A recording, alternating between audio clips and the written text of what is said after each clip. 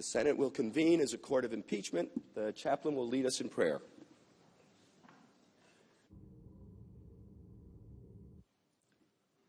Let us pray. Arise, O Lord, as we enter the final arguments phase of this impeachment trial. Mighty God, we continue to keep our eyes on you, on whom our faith depends from start to finish. May our senators embrace your promise to do for them immeasurably, abundantly, above all that they can ask or imagine. Lord, help our lawmakers to store your promises in their hearts and permit you to keep them from stumbling. Grant that they will leave a legacy of honor as they seek your will in all they do. We pray in your amazing name. Amen. Amen. Please join me in reciting the Pledge of Allegiance. I pledge allegiance to the flag of the United States of America and to the republic for which it stands, one nation, under God, indivisible, with liberty and justice for all.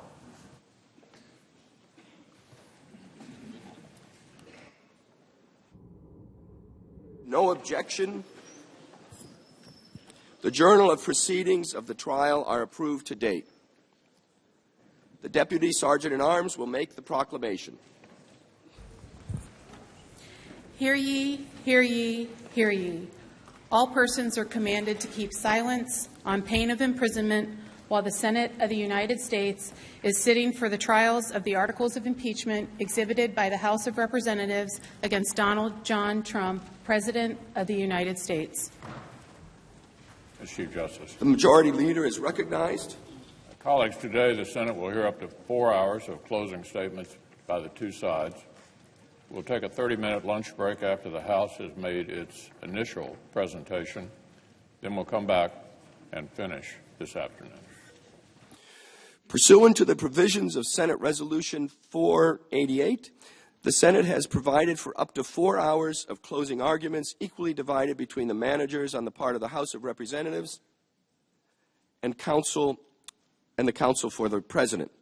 Pursuant to Rule 22 of the Rules of Procedure and Practice in the Senate when sitting on impeachment trials, the argument shall be opened and closed on the part of the House of Representatives.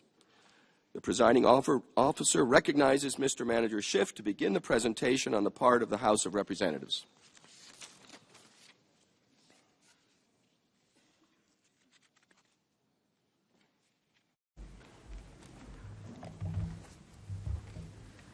Mr. Chief Justice, members of the U.S. Senate, counsel for the President, almost 170 years ago, Senator Daniel Webster of Massachusetts took to the well of the old Senate chamber, not far from where I'm standing.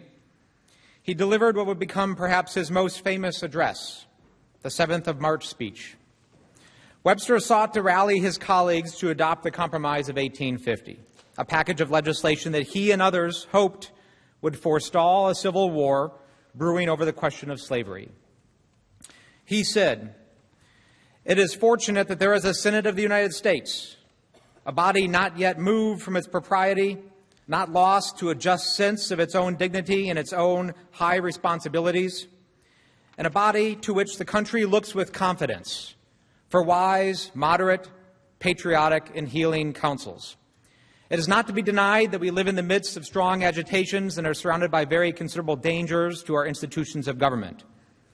The imprisoned winds are let loose, but I have a duty to perform, and I mean to perform it with fidelity, not without a sense of surrounding dangers, but not without hope."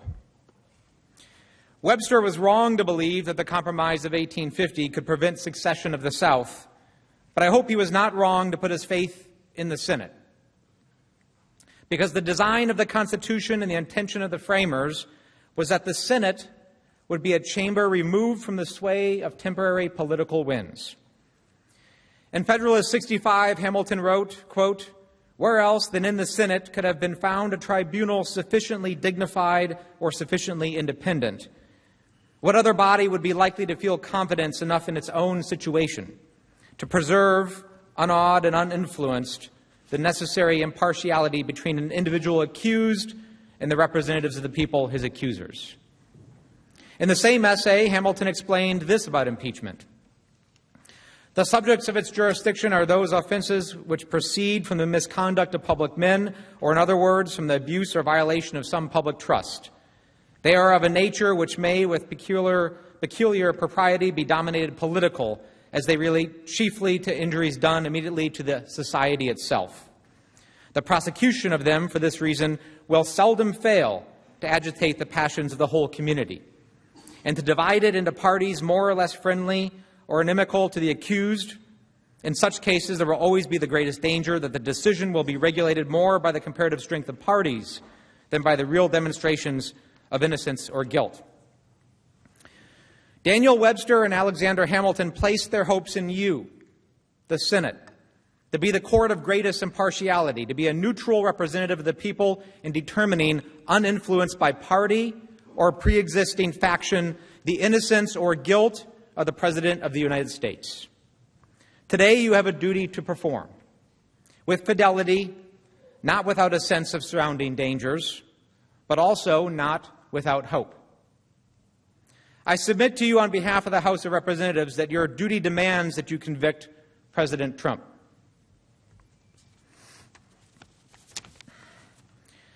Now, I don't pretend that this is an easy process. It's not designed to be easy. It shouldn't be easy to impeach or convict a president. Impeachment is an extraordinary remedy, a tool only to be used in rare instances of grave misconduct. But it is in the Constitution for a reason. In America, no one is above the law, even those elected President of the United States.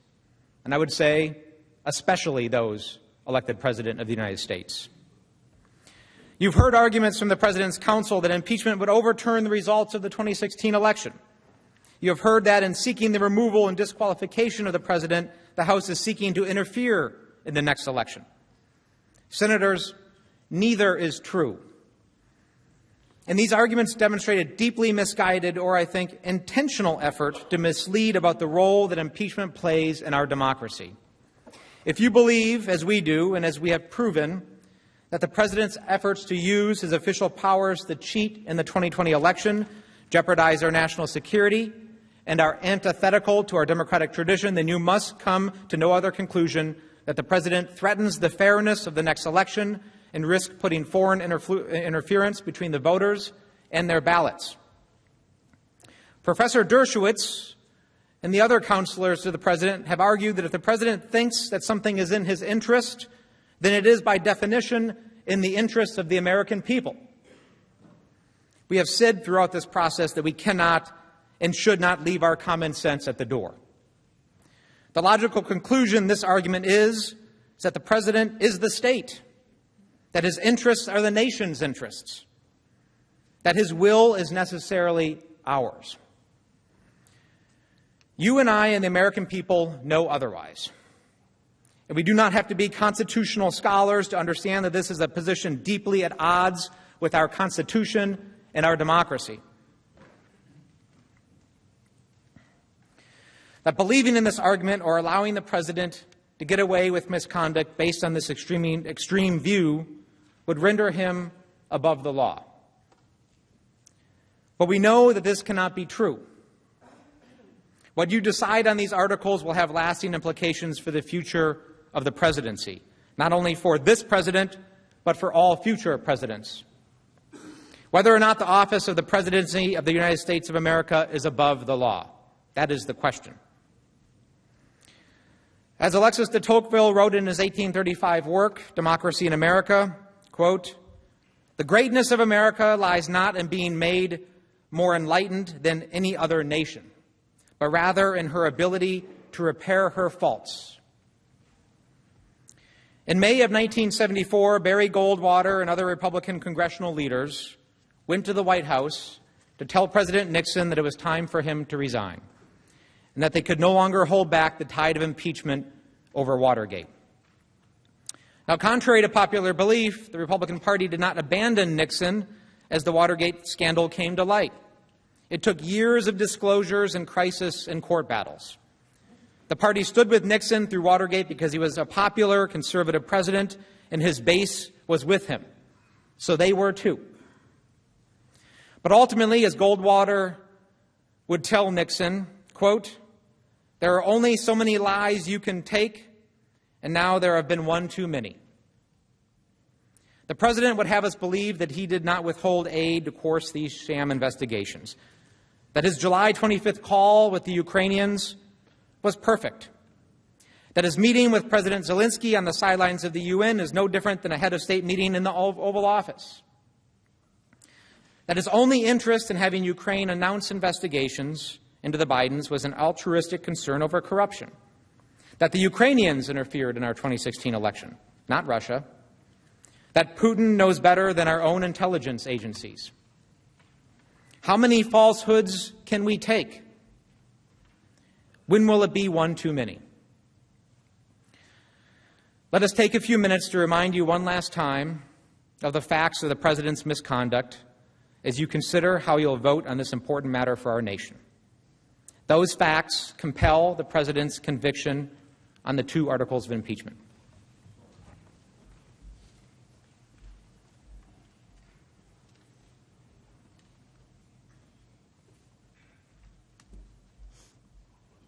Mr. Chief Justice and Senators, over the past 2 weeks, the House has presented to you overwhelming and unconverted evidence that President Trump has committed grave abuses of power that harmed our national security and were intended to defraud our elections.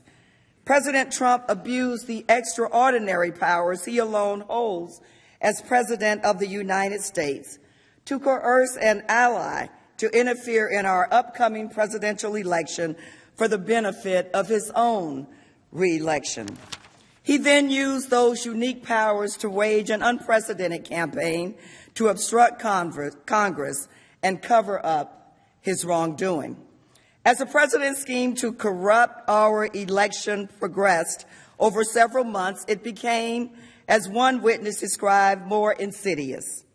The president and his agents wielded the powers of the presidency and the full weight of the U.S. government to increase pressure on Ukraine's new president to coerce him to announce 2 sham investigations that would smear his potential election opponent and raise his political standing. By early September of last year, the president's pressure campaign appeared on the verge of succeeding. Until that is, the president got caught and the scheme was exposed. In response, President Trump ordered a massive cover-up, unprecedented in American history. He tried to conceal the facts from Congress, using every tool and legal window dressing he could to block evidence and muzzle witnesses. He tried to prevent the public from learning how he placed himself above country. And yet, even as President Trump has orchestrated this cover-up and obstructed Congress's impeachment inquiry, he remains unapologetic, unrestrained, and intent on continuing his sham to defraud our elections. As I stand here today, delivering the House's closing argument, President Trump's constitutional crimes, his crimes against the American people and the nation, remain in progress. As you make your final determination on the president's guilt, it is therefore worth revisiting the totality of the president's misconduct.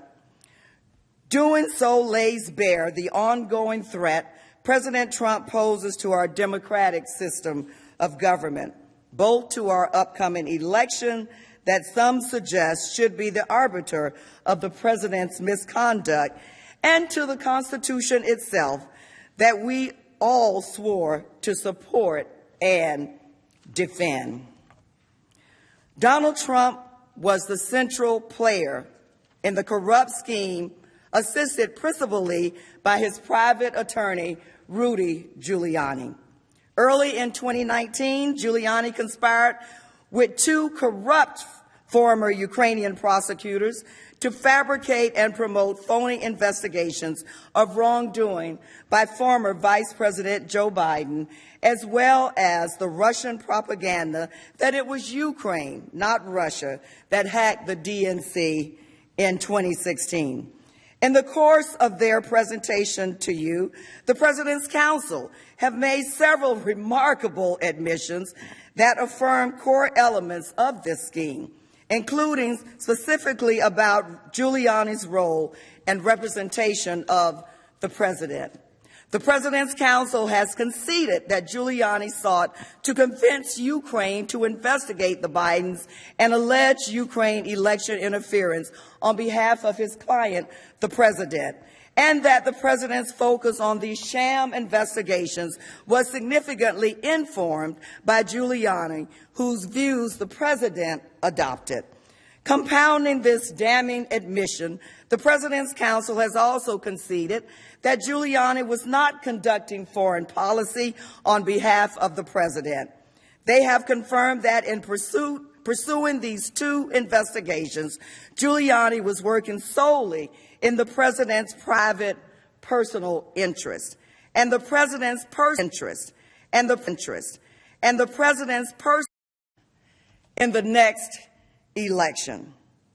As Giuliani would later admit, for the President's scheme to succeed, he first needed to remove the American ambassador to Ukraine, Marie Yovanovitch, an anti-corruption champion Giuliani viewed as an obstacle who, and I quote, was going to make the investigations difficult for everybody.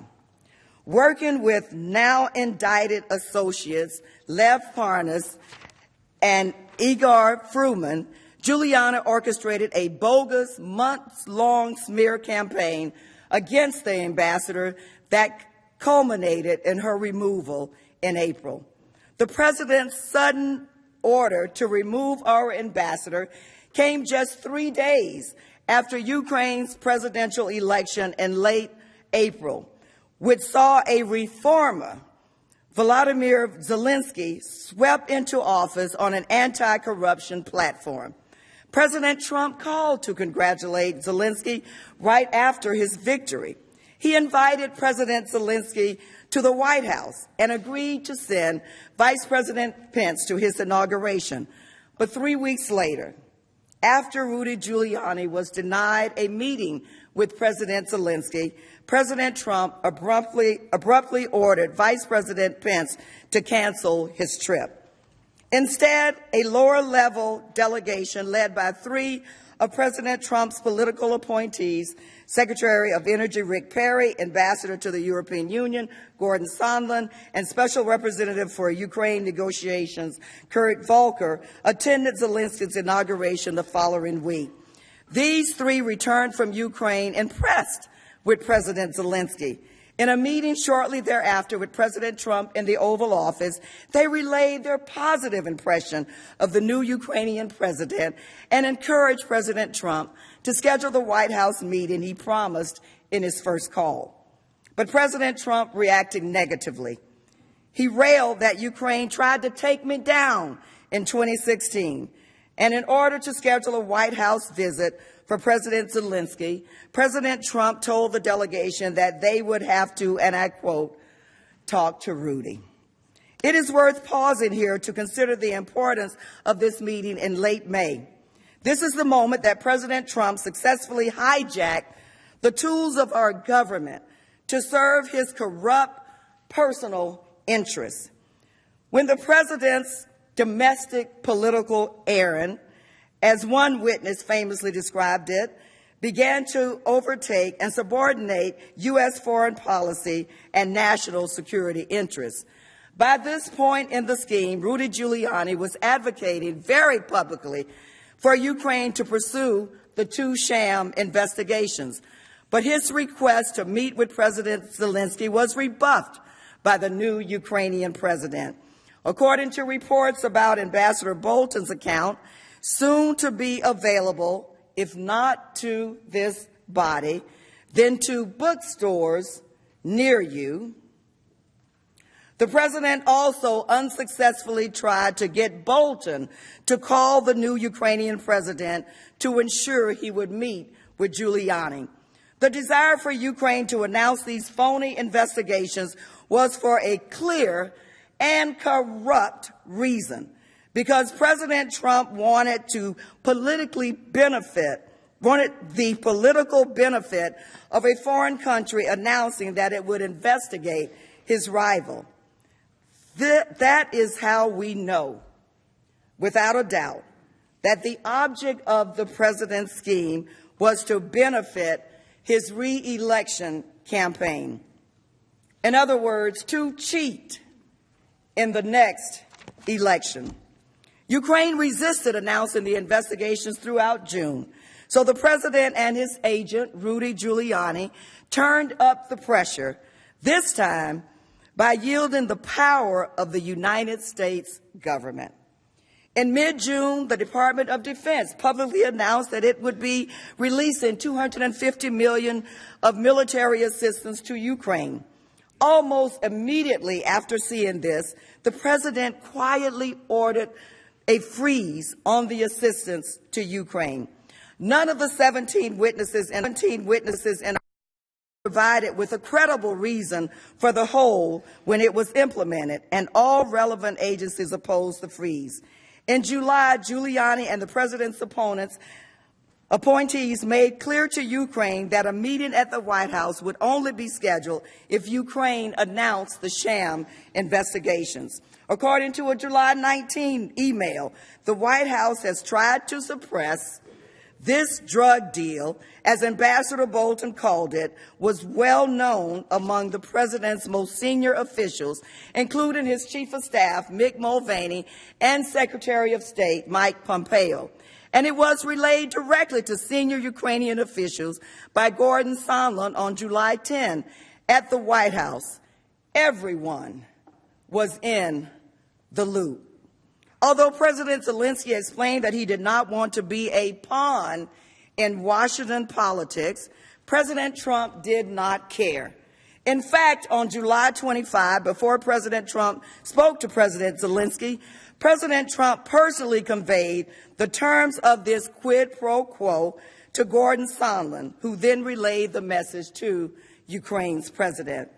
Later that morning, during the now infamous phone call, President Trump explicitly requested that Ukraine investigate the Bidens and the 2016 election. Zelensky responded as President Trump instructed. He assured President Trump that he would undertake these investigations. After hearing this commitment, President Trump reiterated his invitation to the White House at the end of the call.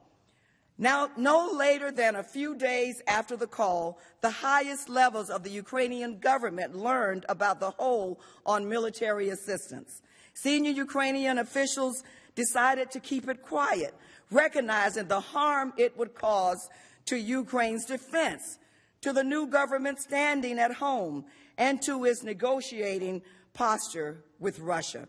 Officials in Ukraine and the United States hoped that the hold would be reversed before it became public. As we now know, that was not to be. As we have explained during the trial, the president's scheme did not begin with the July 25th call, and it did not end there either. As instructed, a top aide to President Zelensky met with Giuliani in early August, and they began working on a press statement for Zelensky to issue that would announce the two sham investigations and lead to a White House meeting. Now, let's be very clear here.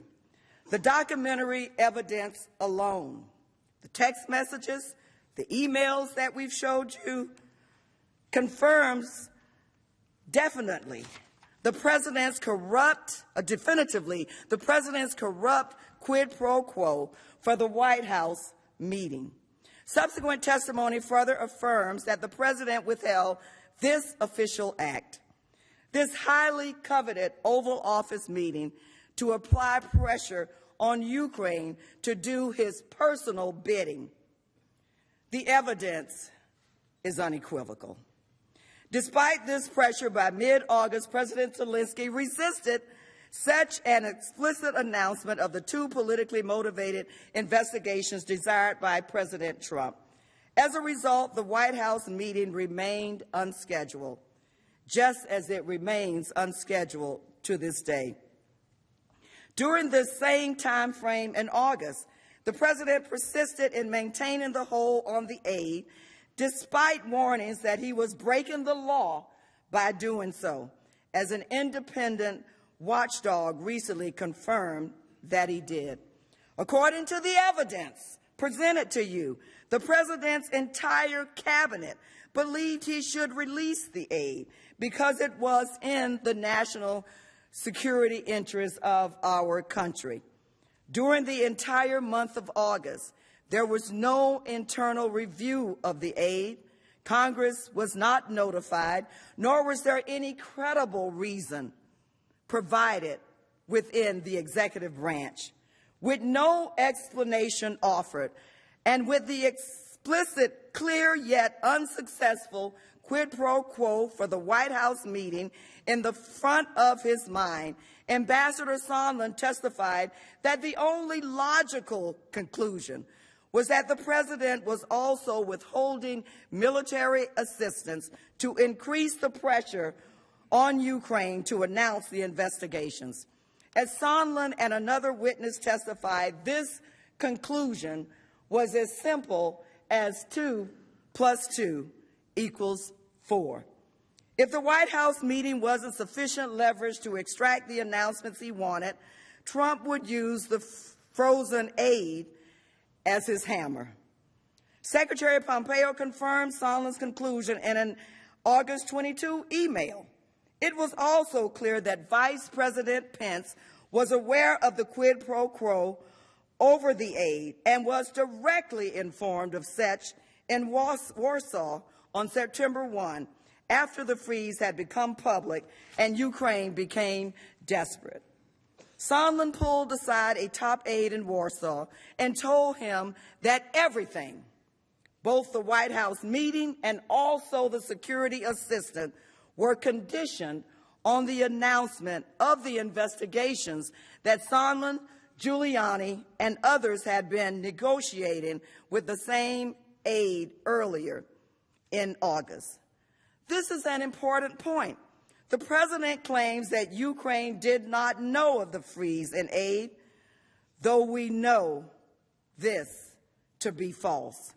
As the former deputy foreign minister has admitted publicly, they found out about it within days of the July 25th call and kept it quiet. But no one can dispute that even after the whole became public on August 28th, President Trump's representatives continued their efforts to secure Ukraine's announcement of the investigations. This is enough to prove extortion in court, and it is certainly enough to prove it here. If that wasn't enough, however, on September 7, more than a week after the aid freeze became public, President Trump confirmed directly to Sondland that he wanted President Zelensky in a public box, and that his release of the aid was conditioned on the announcement of the two sham investigations. Having received direct confirmation from President Trump, Sondland relayed the president's message to President Zelensky himself. President Zelensky could resist no longer. America's military assistance makes up 10% of his country's defense budget, and President Trump's visible lack of support for Ukraine harmed his leverage in negotiations with Russia. President Zelensky affirmed to Sondland on that same telephone call that he would announce the investigations in an interview on CNN. President Trump's pressure campaign appeared to have succeeded. 2 days after President Zelensky confirmed his intention to meet President Trump's demands, the House of Representatives announced its investigation into these very issues. Shortly thereafter, the Inspector General of the intelligence community notified the intelligence communities that the whistleblower complaint was being improperly handled or improperly withheld from Congress with the White House knowledge. In other words, the president got caught. And 2 days later, on September 11, the president released the aid. To this day, however, Ukraine still has not received all of the money Congress has appropriated, and the White House meeting has yet to be scheduled. The identity of the whistleblower, moreover, is irrelevant. The House did not rely on the whistleblower's complaint, even as it turned out to be remarkably accurate. It does not matter who initially sounded the alarm when they saw smoke. What matters is that the firefighters, Congress, were summoned and found the blaze, and we know that we did.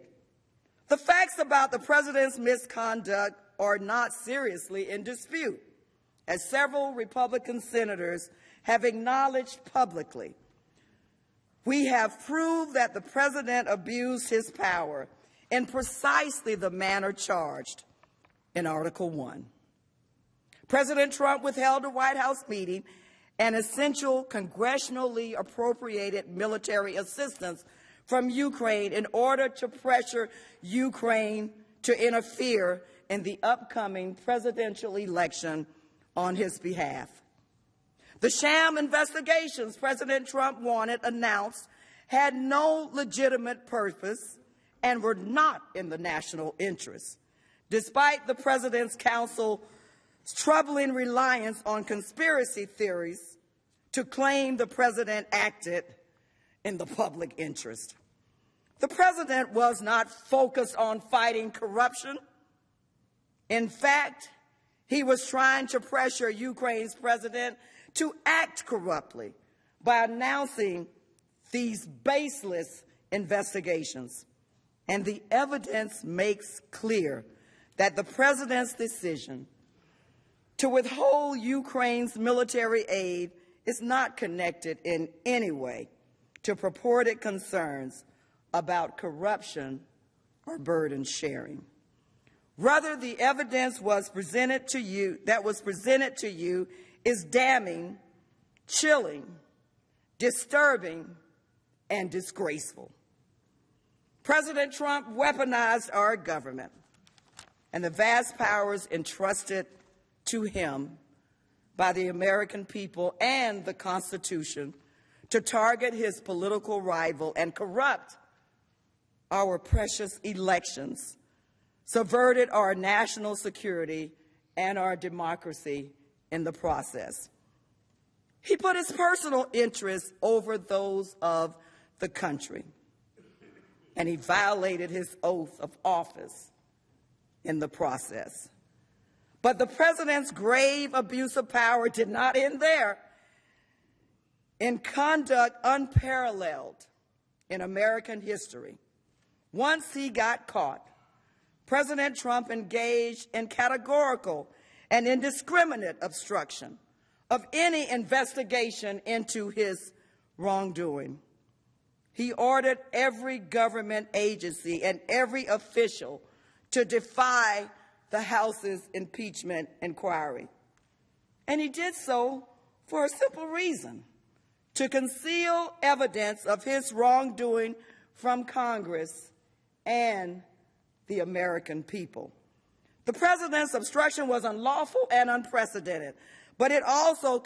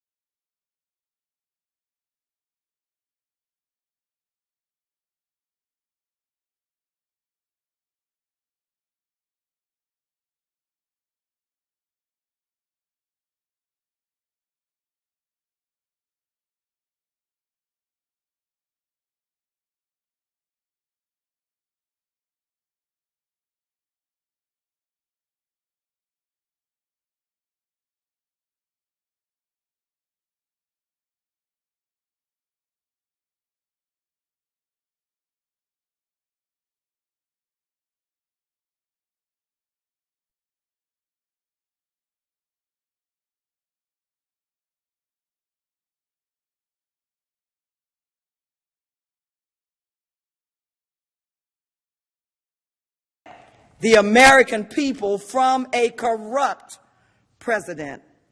The president was able to undertake such comprehensive obstruction only because of the exceptional powers entrusted to him by the American people. And he wielded that power to make sure Congress would not receive a single record or a single document related to his conduct, and to bar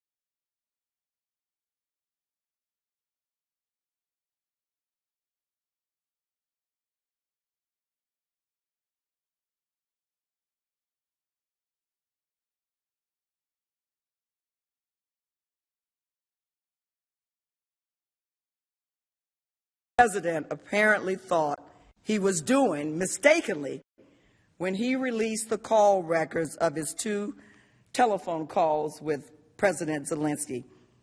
And even as the president has claimed to be protecting the presidency, remember that the president never actually invoked executive privilege throughout this entire inquiry, a revealing fact given the law's prohibition on invoking executive privilege to shield wrongdoing. And yet, according to the President's counsel, the President is justified in resisting the House's impeachment inquiry. They assert that the House should have taken the President to court to defy the obstruction. The President's argument is as shameless as it is hypocritical. The President's counsel is arguing in this trial that the House should have gone to court to enforce its subpoenas, while at the same time, the President's own Department of Justice is arguing in court that the House could not enforce the subpoenas through the courts. And you know what remedy they say in court is available to the House? Impeachment for obstruction of Congress. This is not the first time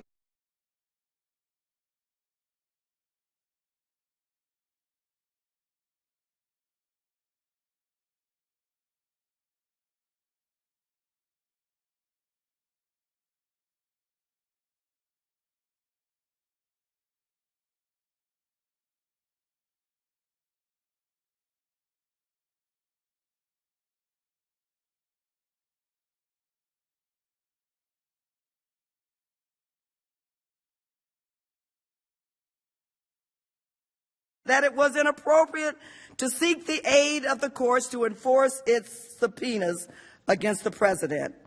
This conclusion is based on the constitutional provision vesting the power of impeachment solely in the House of Representatives and the express denial by the framers of the Constitution of any role for the courts in the impeachment process. Again, the committee report on Nixon's articles of impeachment.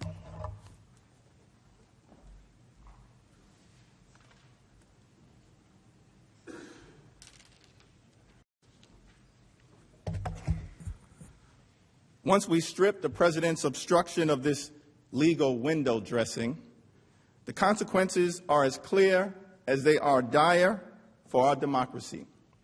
To condone the president's obstruction would strike a death blow to the impeachment clause in the Constitution.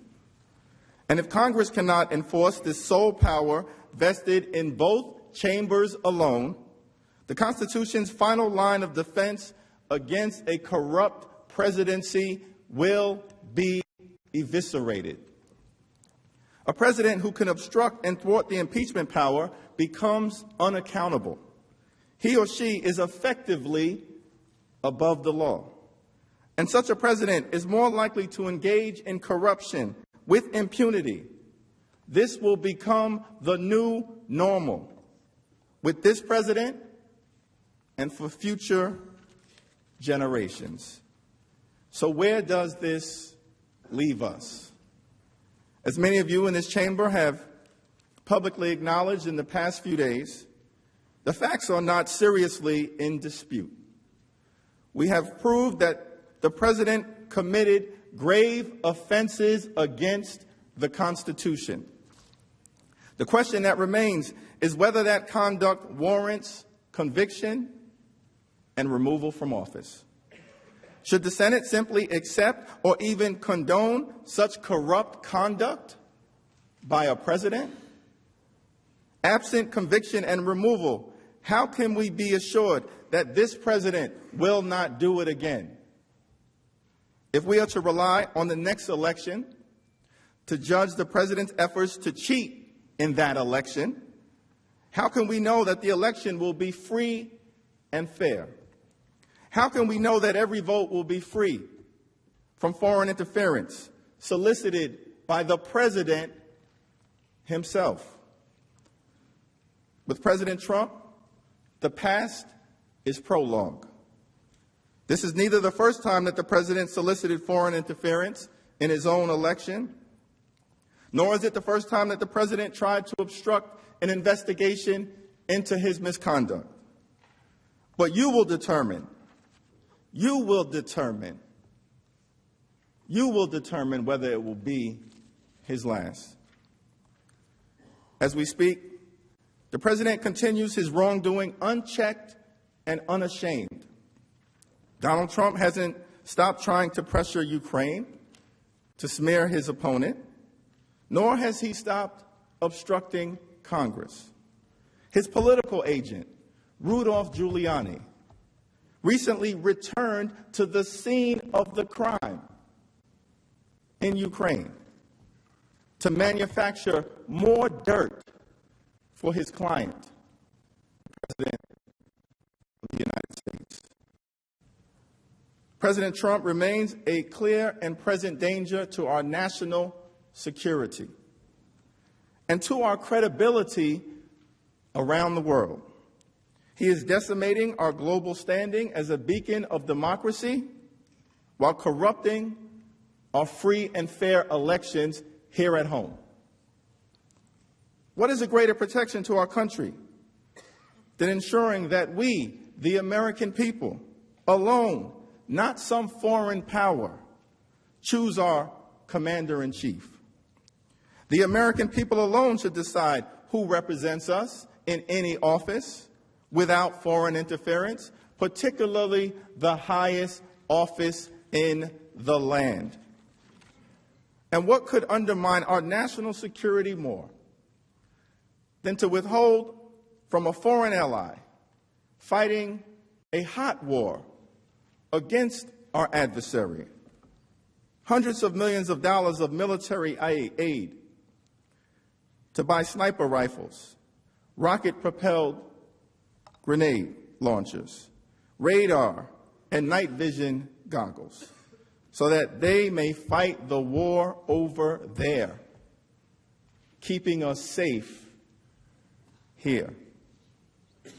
If we allow the president's misconduct to stand, what message do we send?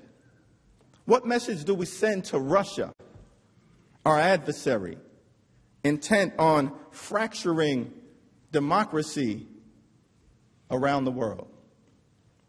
What will we say to our European allies already concerned with this president about whether the United States will continue to support our NATO commitments that have been a pillar of our foreign policy since World War II? What message do we send to our allies in the free world? And if we allow the president's misconduct to stand, what will we say to the 68,000 men and women in uniform in Europe right now who courageously and admirably wake up every day ready and willing to fight for America's security and prosperity, for democracy in Europe and around the world? What message do we send them when we say America's national security is for sale? That cannot be the message we want to send to our Ukrainian friends or our European allies or to our children and our grandchildren who will inherit this precious republic. And I'm sure it is not the message that you wish to send to our adversaries. The late Senator John McCain was an astounding man, a man of great principle, a great patriot. He fought admirably in Vietnam and was imprisoned as a POW for over 5 years, refusing an offer by the North Vietnamese to be released early because his father was a prominent admiral. As you all are aware, Senator McCain was a great supporter of Ukraine, a great supporter of Europe, a great supporter of our troops. Senator McCain understood the importance of this body, this distinguished body, and serving the public, once saying, quote, "Glory belongs to the act of being constant to something greater than yourself, to a cause, to your principles, to the people on whom you rely and who rely on you." The Ukrainians and the Europeans and the Americans around the world and here at home are watching what we do. They are watching to see what the Senate will do. And they are relying on this distinguished body to be constant to the principles America was founded on and which we've tried to uphold for more than 240 years. Doing the right thing and being constant to our principles requires a level of moral courage that is difficult, but by no means impossible. It is that moral courage shown by public servants throughout this country and throughout the impeachment inquiry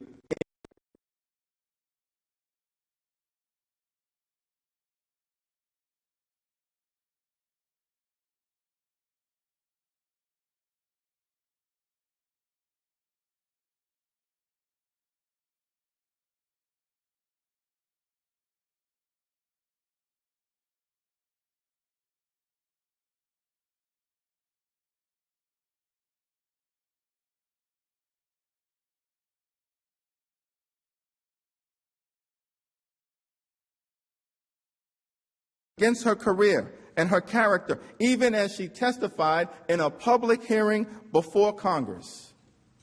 Her courage mattered. People like Ambassador Bill Taylor, a West Point graduate who wears a Bronze Star and an Air Medal for valor, and his proudest honor, a Combat Infantryman's badge.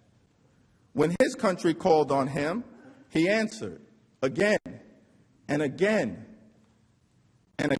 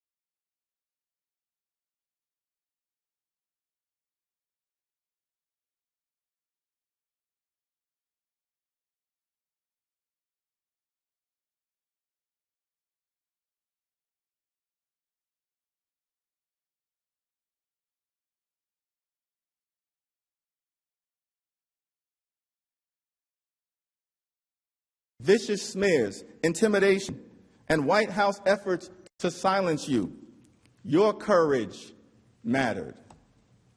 You did the right thing. You did your duty. No matter what happens today or from this day forward, that courage mattered. Whatever the outcome in this trial, we will remain vigilant in the House. I know there are dedicated public servants who know the difference between right and wrong. But make no mistake, these are perilous times. If we determine that the remedy for a president who cheats in an election is to pronounce him vindicated and attack those who exposed his misconduct.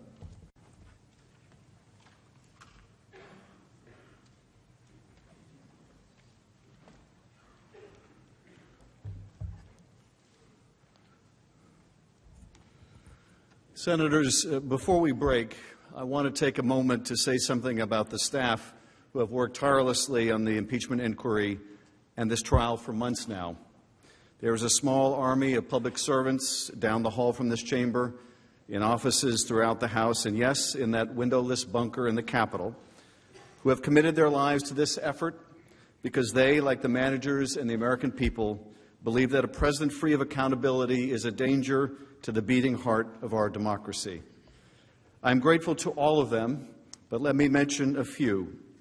Daniel Goldman, Maher Battar, Rian Workla, Patrick Boland, William Evans, Patrick Fallon, Sean Misko, Nicholas Mitchell, Daniel Noble, Deanna Pilipenko, Emily Simons, Suzanne Grooms, Krista Boyd, Norm Eisen, Barry Burke, Joshua Matz, Doug Letter, Sarah Istel, Ashley Etienne, Terry McCullough, Dick Meltzer, and Wendy Parker. Some of those staff, including some singled out in this chamber, have been made to endure the most vicious false attacks to the point where they feel their lives have been put at risk. The attacks on them degrade our institution and all who serve in it. You have asked me why I hired certain of my staff, and I will tell you, because they're brilliant, hardworking, patriotic, and the best people for the job. And they deserve better than the attacks they have been forced to suffer. Members of the Senate, Mr. Chief Justice, I want to close this portion of our statement by reading you the words of our dear friend and former colleague in the House, the late Elijah Cummings, who said this on the day that the Speaker announced the beginning of the impeachment inquiry. As elected representatives, he said, of the American people, we speak not only for those who are here with us now, but for generations yet unborn. Our voices today are messages to a future we may never see. When the history books are written about this tumultuous era, I want them to show that I was among those in the House of Representatives who stood up to lawlessness and tyranny. We, the managers, are not here representing ourselves alone or even just the House. Just as you are not here making a determination as to the President's guilt or innocence for yourselves alone. You and we represent the American people, the ones at home and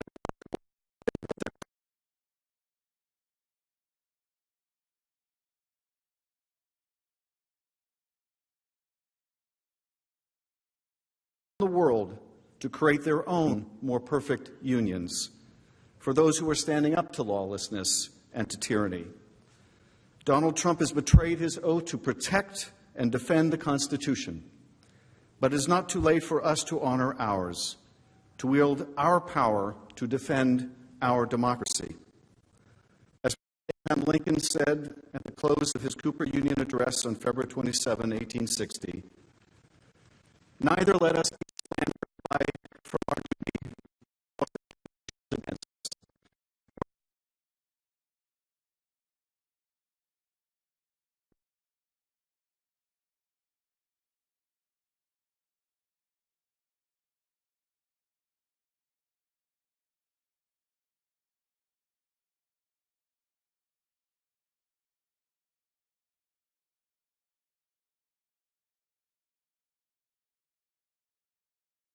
to seek foreign interference in the next election, to vote to convict on both articles of impeachment, and to remove from office Donald J. Trump, the 45th President of the United States.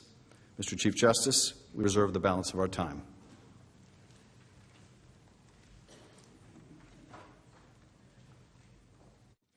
The majority leader is recognized. Mr. Chief Justice, colleagues, we'll take a 30-minute break for lunch. Without objection, so ordered.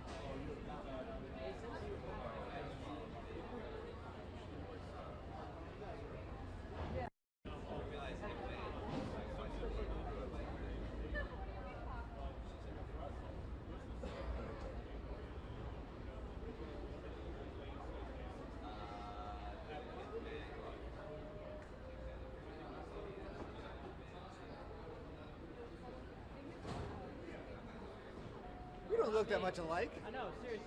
You look so much better looking than I do. Yeah.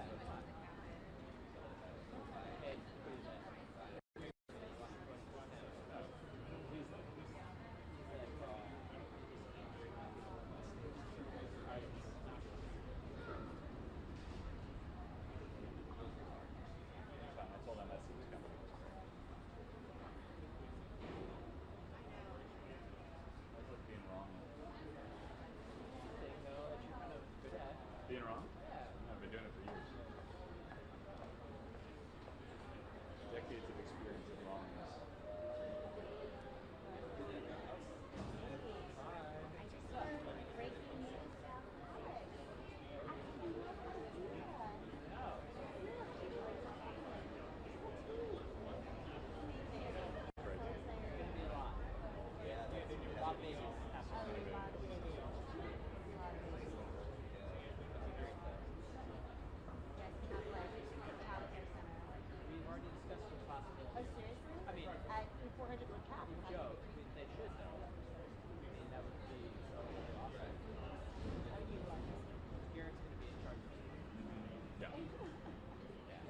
They're really in big daycare, like right across the street from my apartment.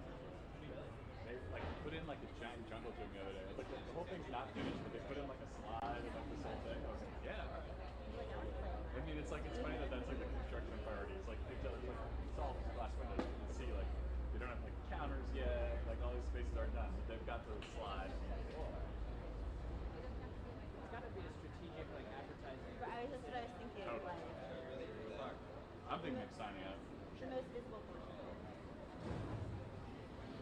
I was under the impression that this was a crossfit.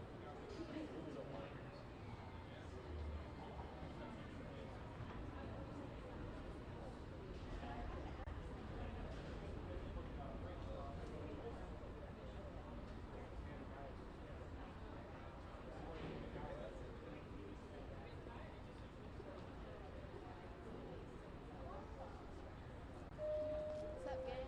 Okay.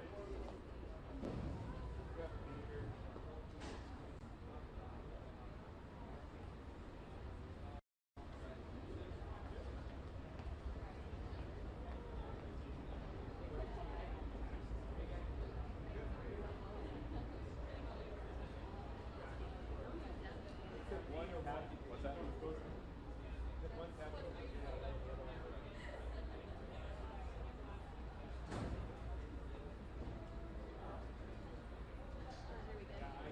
Software is here.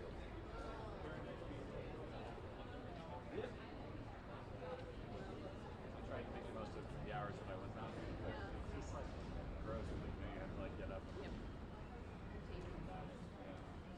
How about you?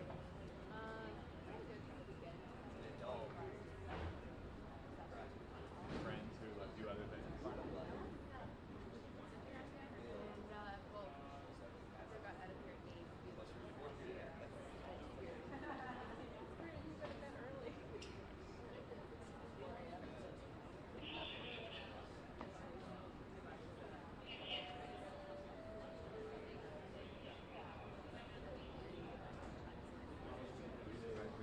Drinks, coffee, just live like shit.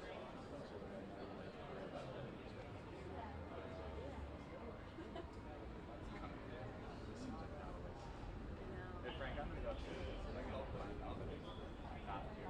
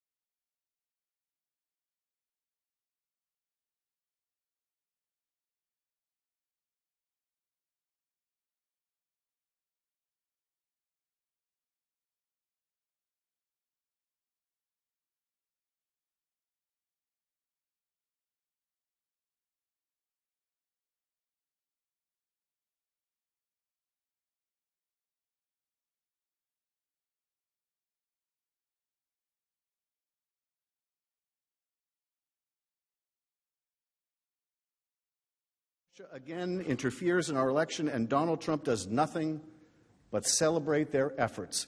What shall you say if Ukraine capitulates and announces investigations into the president's rivals? What shall you say in future when candidates compete for the allegiance of foreign powers in their elections? When they draft their platforms so to encourage foreign intervention in their campaign, foreign nations as the most super of super PACs of them all, if not legal, somehow permissible, because Donald Trump has made it so, and we refuse to do anything about it but wring our hands. They'll hack your opponent's emails. They'll mount a social media campaign to support you. They'll announce investigations of your opponent to help you, and all for the asking. Leave Donald Trump in office after you have found him guilty, and this is the future that you will invite. Now, we have known since the day we brought these charges that the bar to conviction requiring fully 2/3 of the Senate may be prohibitively high. And yet the alternative is a runaway presidency and a nation whose elections are open to the highest bidder.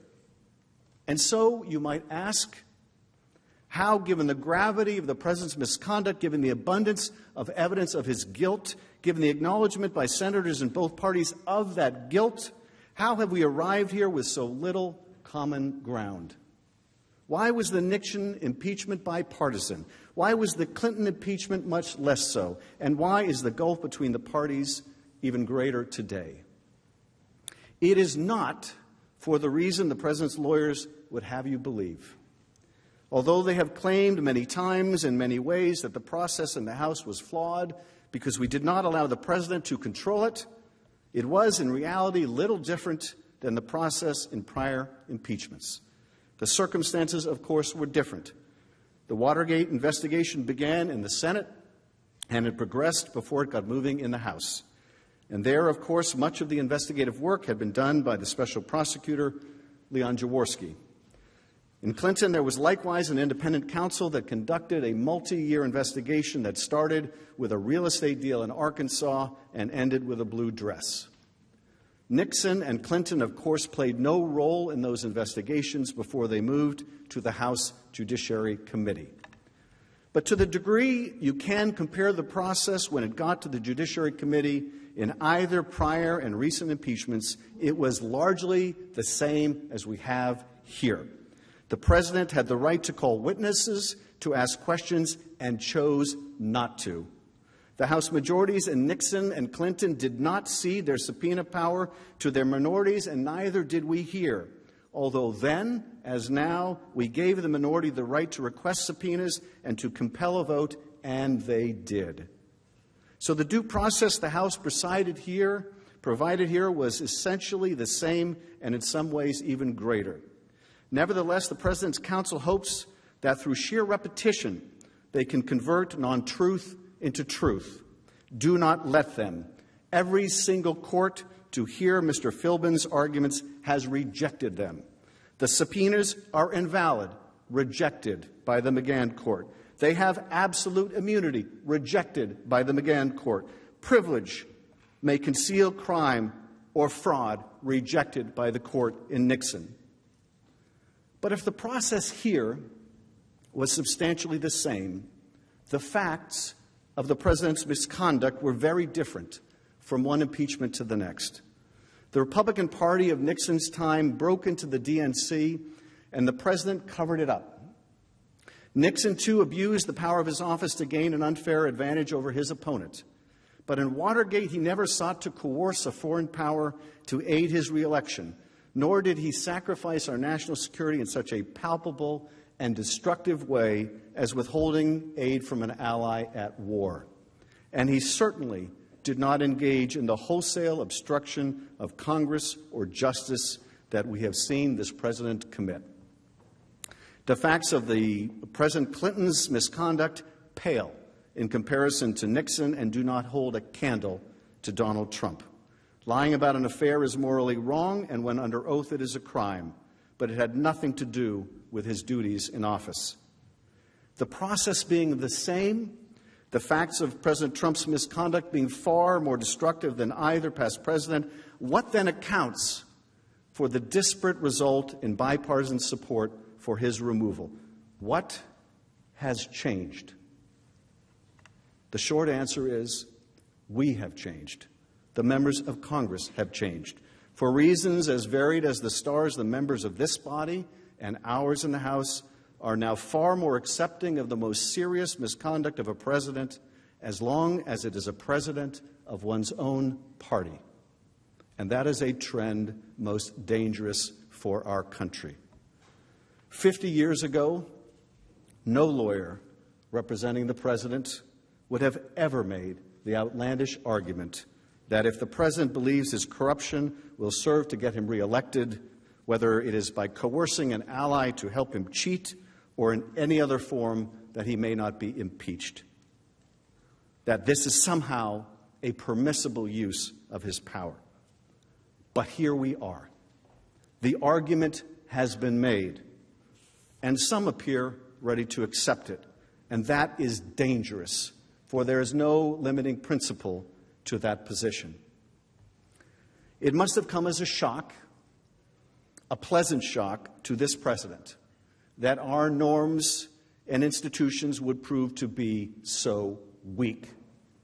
The independence of the Justice Department and its formerly proud Office of Legal Counsel, now mere legal tools at the president's disposal, to investigate enemies or churn out helpful opinions not worth the paper they are written on. The FBI, painted by a president as corrupt and disloyal. The intelligence community not to be trusted against the good counsel of Vladimir Putin. The press portrayed as enemies of the people. The daily attacks on the guardrails of our democracy, so relentlessly assailed, have made us numb and blind to the consequences. Does none of that matter anymore if he's the president of our party?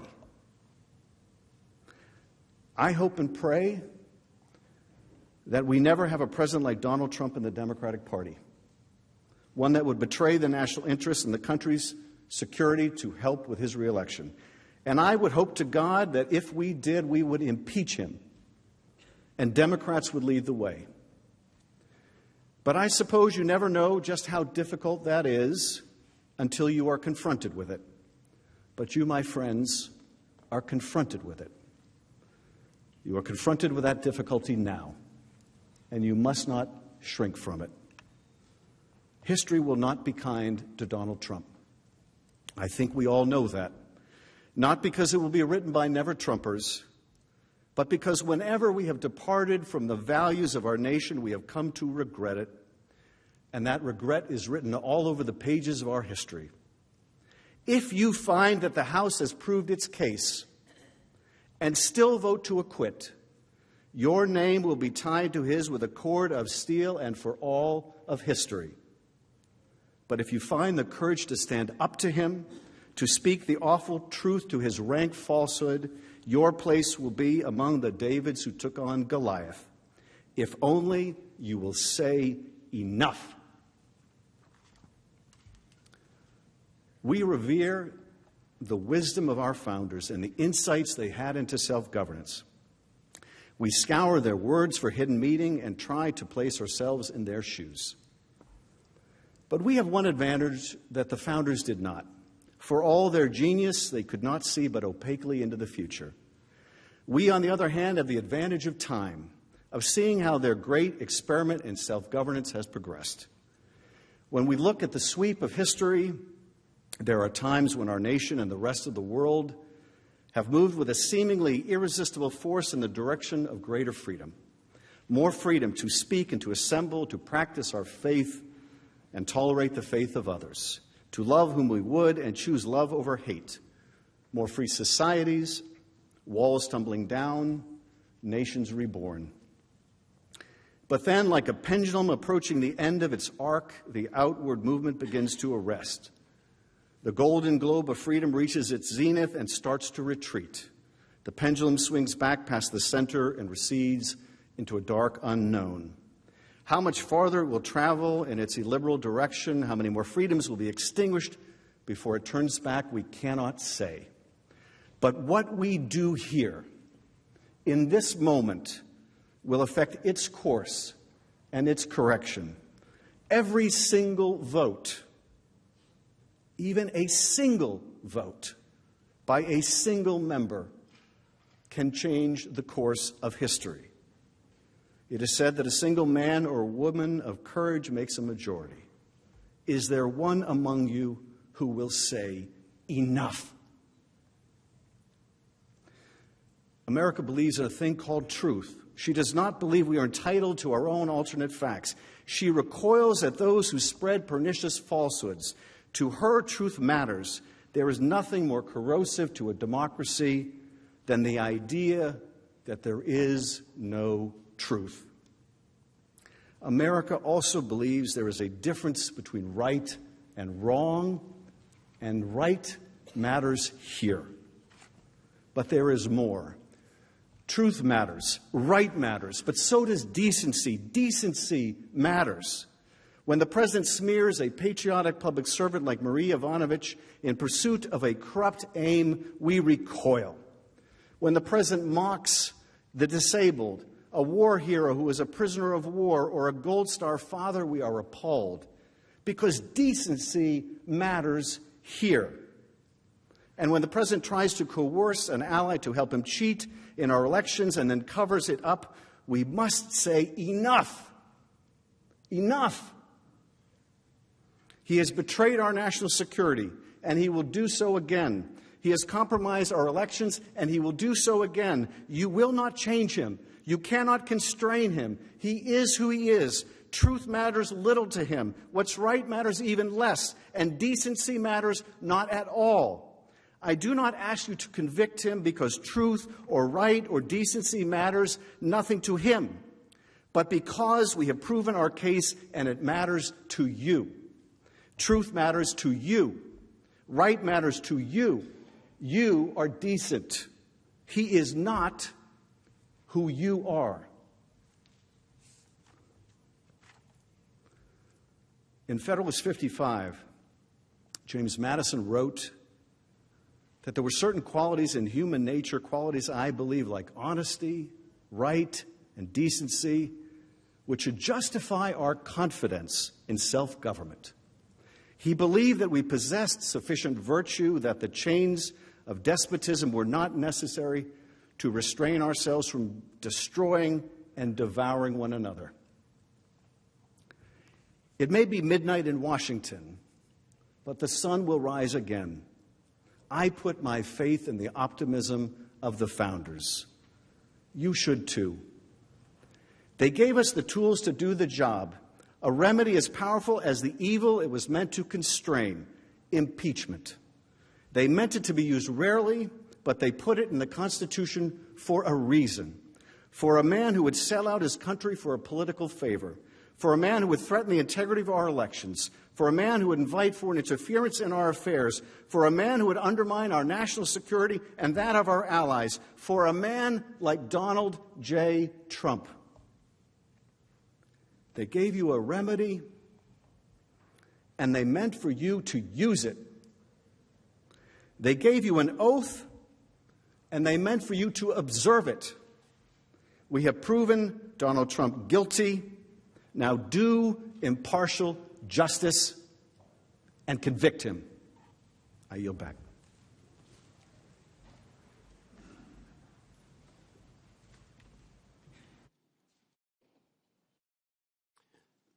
The majority leader is recognized. Mr. Chief Justice, I ask unanimous consent. The Senate, sitting as a court of impeachment, stand adjourned under the previous order. Without objection, so ordered. I suggest the absence of a quorum.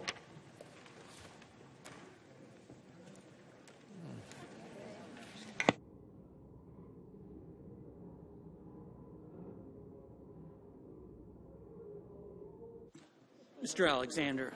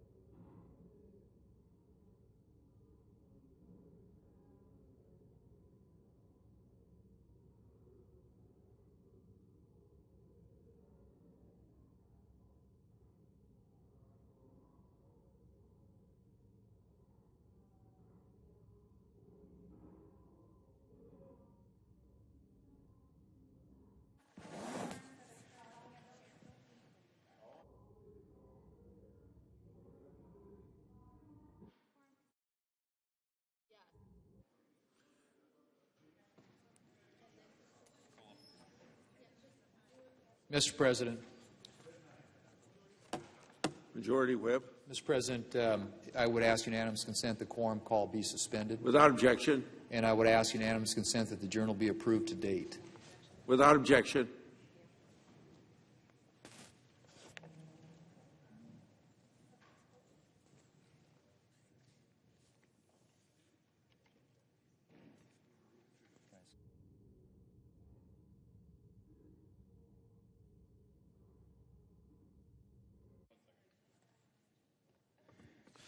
Under the previous order, the Senate will be in a period of morning business, with senators permitted to speak therein for up to 10 minutes each.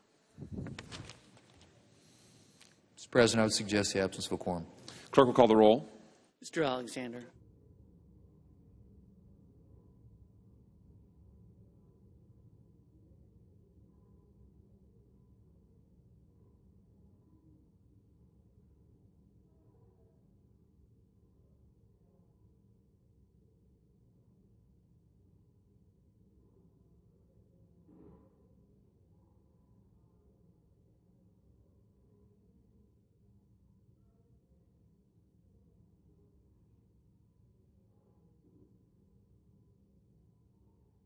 President.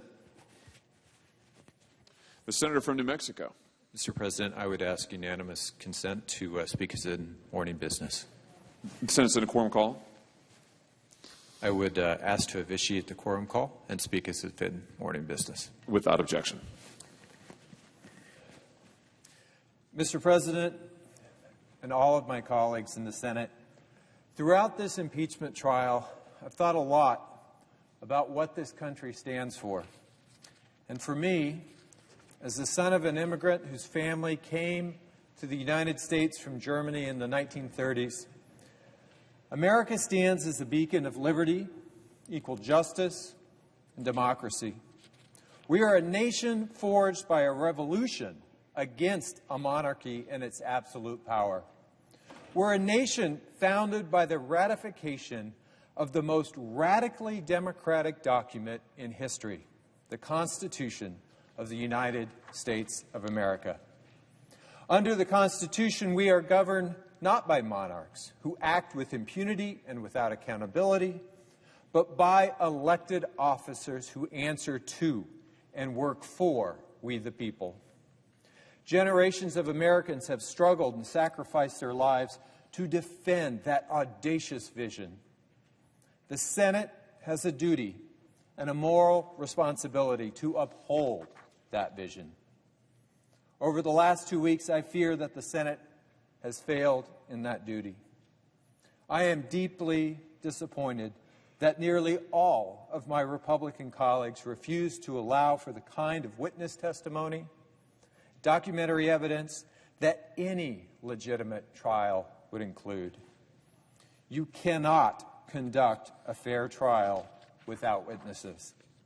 And in my view, you also can't have a legitimate acquittal without a fair trial.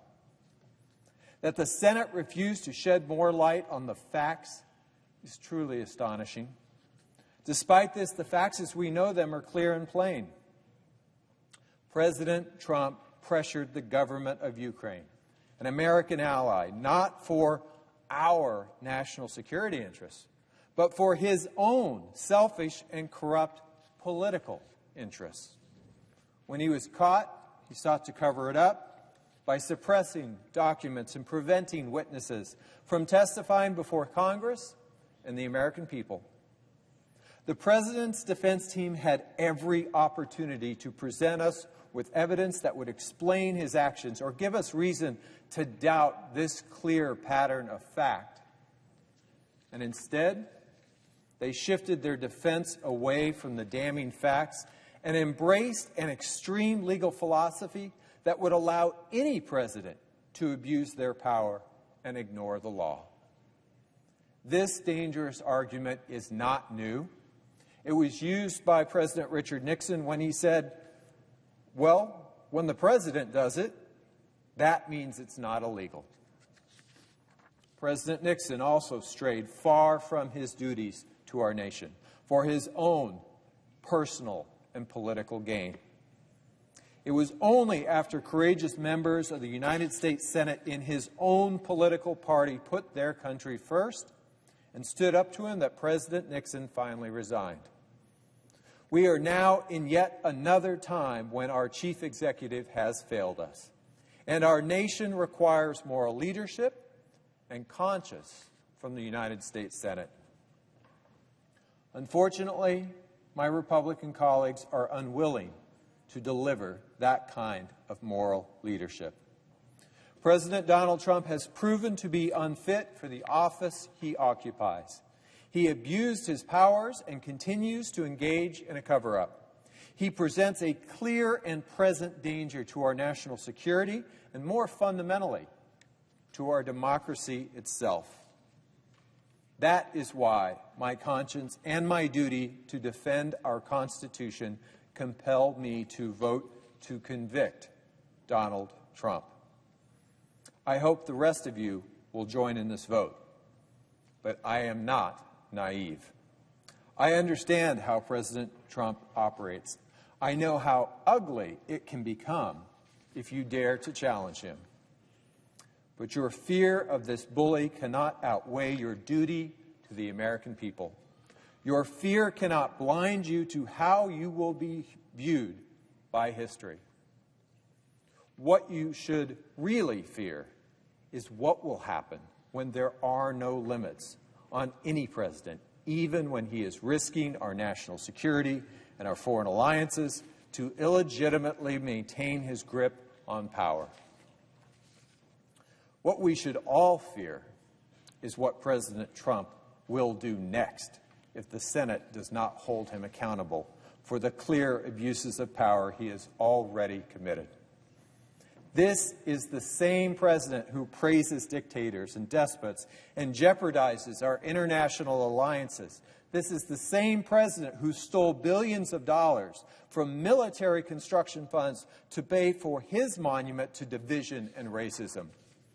This is the same president who is more focused on lobbing insults and spreading Russian conspiracy theories on Twitter than he is on his own intelligence briefings. Let me just say, I pay close attention to the intelligence that I am allowed to see. And from my seat on both the Armed Services and Intelligence Committees, I am acutely aware of the threats that our nation faces. They include an emboldened North Korea, the Iranian regime, terrorist organizations across several continents. Russia and China are acting aggressively to assert their authoritarian influence and provoke American interests and our allies, including the Ukraine. Finally, with the 2020 presidential election mere months away, Russia is once again targeting our election systems and manipulating our democratic discourse. Right now, patriotic Americans working in the State Department, for our intelligence agencies, serving in the military, are defending us from those very threats. These Americans pledge to obey the orders of their Commander-in-Chief. They trust that their Commander-in-Chief's loyalty and sole focus is squarely on the best interests of the United States of America. I don't say this lightly. President Trump has betrayed that trust. He promised us that he would put America first. Instead, he put himself first. Throughout our history, the defense of our nation has depended on the leadership of men whose names we now remember when we visit their memorials, names like Lincoln and Washington and Roosevelt. These men all swore the same oath that President Trump did when they assumed our nation's most powerful office. Our presidents swear to faithfully execute the office of President of the United States and to preserve, protect, and defend the Constitution of the United States. President Trump has violated that oath. So I'll ask us once again, what does America stand for? In considering that question, I think of Dr. Martin Luther King, Jr., the only man who did not serve as president that we recognize with a memorial on our National Mall. More than 50 years after his assassination, Dr. King's life's work to make our nation more fully live up to our founding principles still resonates. These are the same principles that compelled my father's family to come to this country: liberty, equal justice, democracy. While fighting for those principles, Dr. King wrote in his letter from a Birmingham jail, "The ultimate measure of a man is not where he stands in moments of comfort and convenience, but where he stands in times of challenge and controversy." My colleagues, this is one of those times. 2 years after writing the Birmingham jail letter, Dr. King led thousands on a 5-day, 54-mile march from Selma to Montgomery for our fundamental American right, the right to vote in free and fair elections. Remember, that right is what President Trump has threatened by inviting foreign interference in our elections. Upon reaching the steps of the Alabama State Capitol, Dr. King proclaimed, "We must come to see that the end we seek is a society at peace with itself, a society that can live with its conscience." I sincerely hope that those of us in this body can keep seeking that society, that America. Now, before I finish, I also want to address Americans who have watched this trial unfold and are rightly disappointed by the cover-up that it has become. I would urge you to remember what Dr. King said about accepting finite disappointment, but never losing infinite hope. Despite what the Senate is about to do and the danger I fear it will bring about, I will never lose hope in what America stands for. Because we, the people, not any king or dictator, still hold immense power in this nation, and it is up to all of us now to wield that power. I yield back, Mr. President. Mr. President. The senator from Iowa.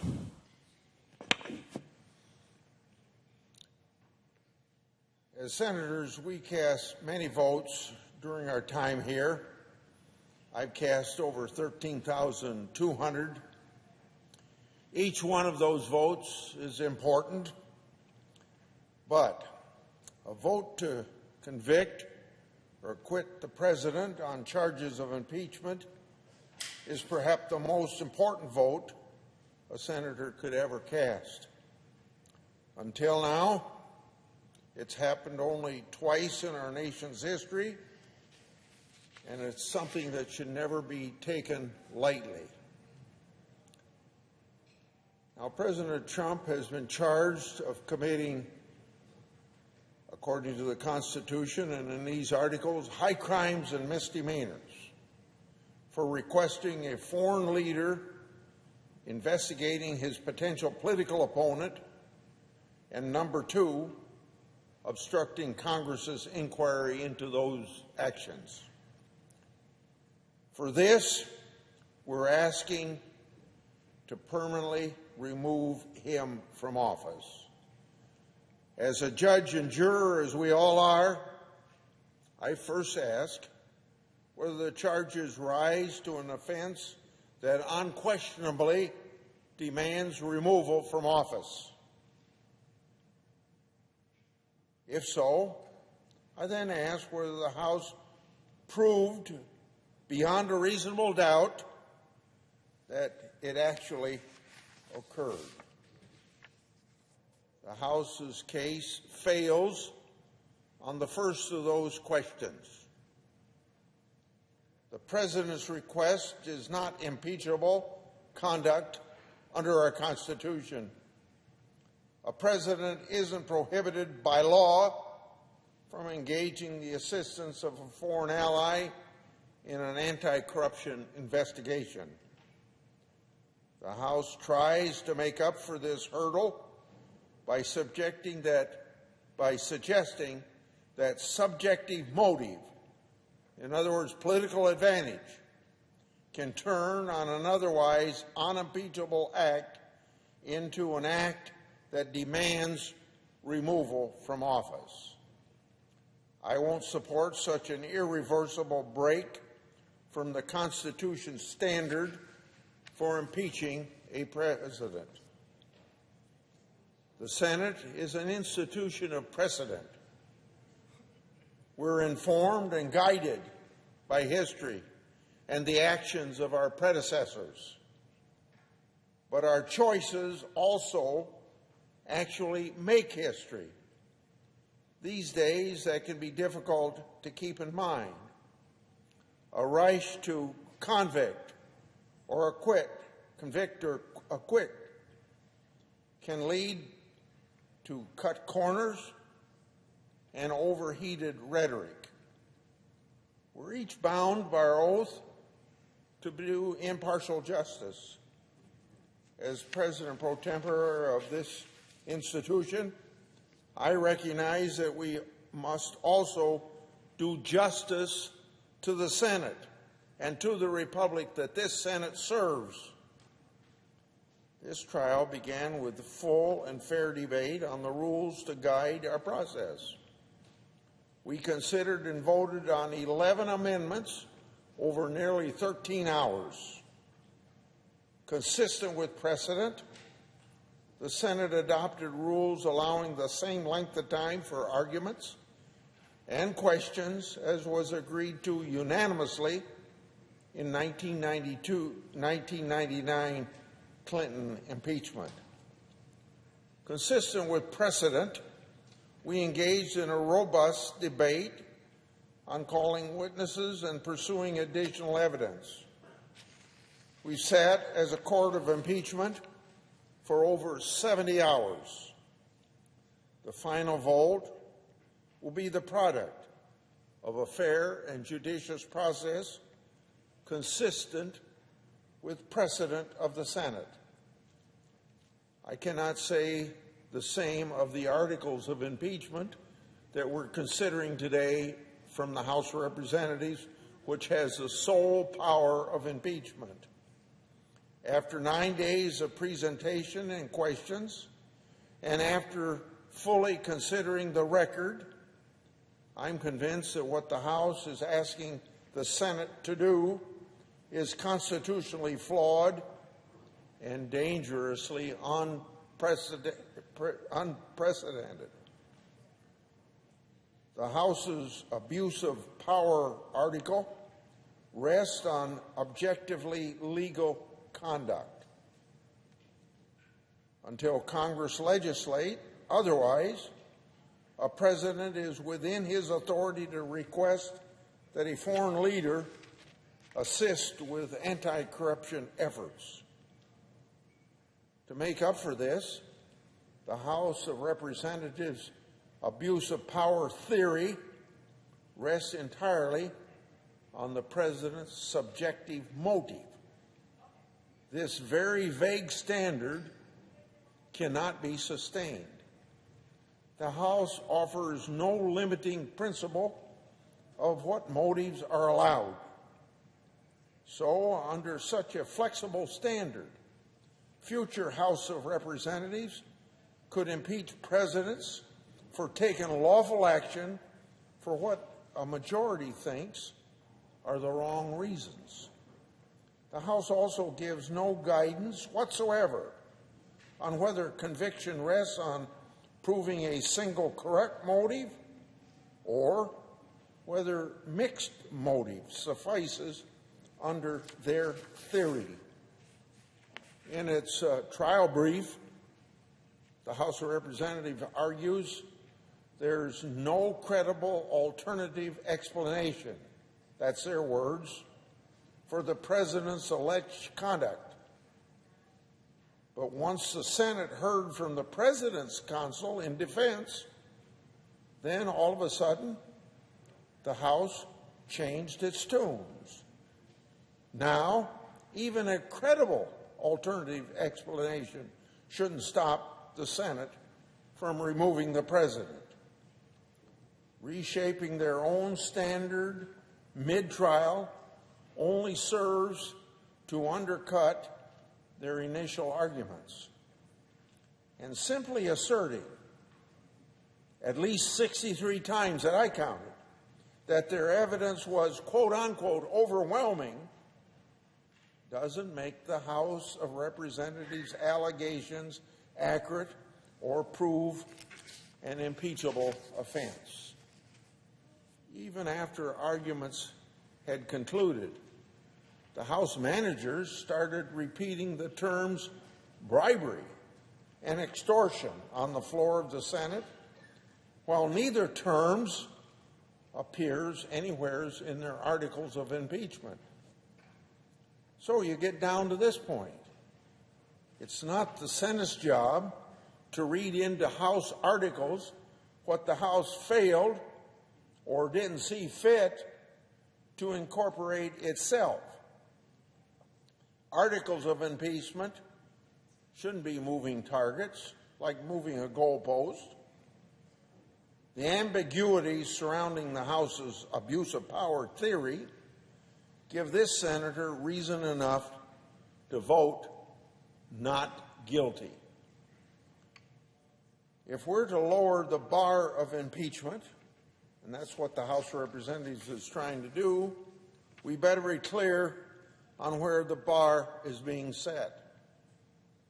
Now, the House's second article, impeaching the president for what they call obstruction of Congress, is equally unprecedented and equally patently frivolous. This senator takes great pride in knowing a thing or two about obstruction by the executive branch from both Republican presidents and Democrat presidents in the 40 years that I've been doing oversight. Congressional oversight, like rooting out waste, fraud, and abuse, is central to my role as a senator representing Iowa taxpayers. In the face of obstruction, I use the tools the Constitution provides to this institution. Now, that is the very core of the checks and balances of our governmental system. For example, I fought the Obama administration to obtain documents related to Operation Fast and Furious under the House's obstruction standard. Should President Obama have been impeached for his failure to waive privileges during the course of that investigation? We fought President Obama on this for 3 years in the courts, and we still didn't end up with all that we asked for. Now, we never heard a peep from the Democrats when Obama pulled that trick, so the hypocrisy here by the House Democrats is on full display for the last 2 weeks. In the case before us, the House issued a series of requests and subpoenas to the executive branch, but the House failed to enforce those requests. When challenged to stand up for its subpoena in court, the investigating committee simply retreated. The House may cower at defending its own authority, but the Senate shouldn't have to clean up the mess of the House's own making. For the many ways in which the House failed in the fundamentals of oversight, and for the terrible new precedent this obstruction article would set, I'll vote not guilty. Another point, there's been debate about the whistleblowers whose complaint motivated the House's impeachment inquiry. I've worked for and with whistleblowers for more than 30 years. I sponsored numerous laws to strengthen whistleblower protections. Attempts by anyone to out a whistleblower just to sell an article or score a political point, those are not helpful at all. It's not the treatment any whistleblower deserves.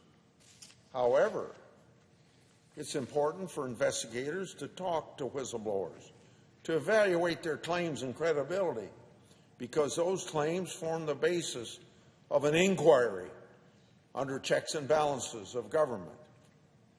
My office does this all the time. When whistleblowers bring a significant case of bipartisan interest, we frequently work closely with Democrats to look into those claims. I know the House committees have followed that course in the past. Both parties understand how to talk to whistleblowers and respect confidentiality. But why no efforts were taken in this case to take these very basic bipartisan steps is very baffling to me. I fear that to achieve its desired goal, the House majority weaponized and politicized whistleblowers for purely partisan purposes. I hope that the damage done will be short-lived. Otherwise, separation of powers under our Constitution will be weakened. Finally, I've always made it a priority to hold judicial nominees to a standard of restraint and fidelity to the law. And as judges in this case, which every senator is, we should consider those factors which counsel restraint. These articles came to the Senate as a product of a flawed, unprecedented, and partisan process. When the articles were voted by the full House, the only bipartisanship was those in opposition. Moreover, tonight, the Iowa caucuses will be finished. The 2020 presidential election is underway. Yet, we all are asked to remove the incumbent from the ballot based on an impeachment supported by only one party of the Congress. The Senate should take no part in endorsing the very dangerous new precedent that this would set for future impeachments. We know we need no new normal when it comes to impeaching a president. We've got precedents of the past that should be followed, and they haven't been followed. We've had more than 28 pages of evidence. We've had 17 witnesses and over 70 hours of open, transparent consideration by the Senate. The American people are more than adequately prepared to decide for themselves the fate of the president in November. This decision belongs to the voters. It's time to get the Senate back to work for the American people on issues of substance. I yield the floor.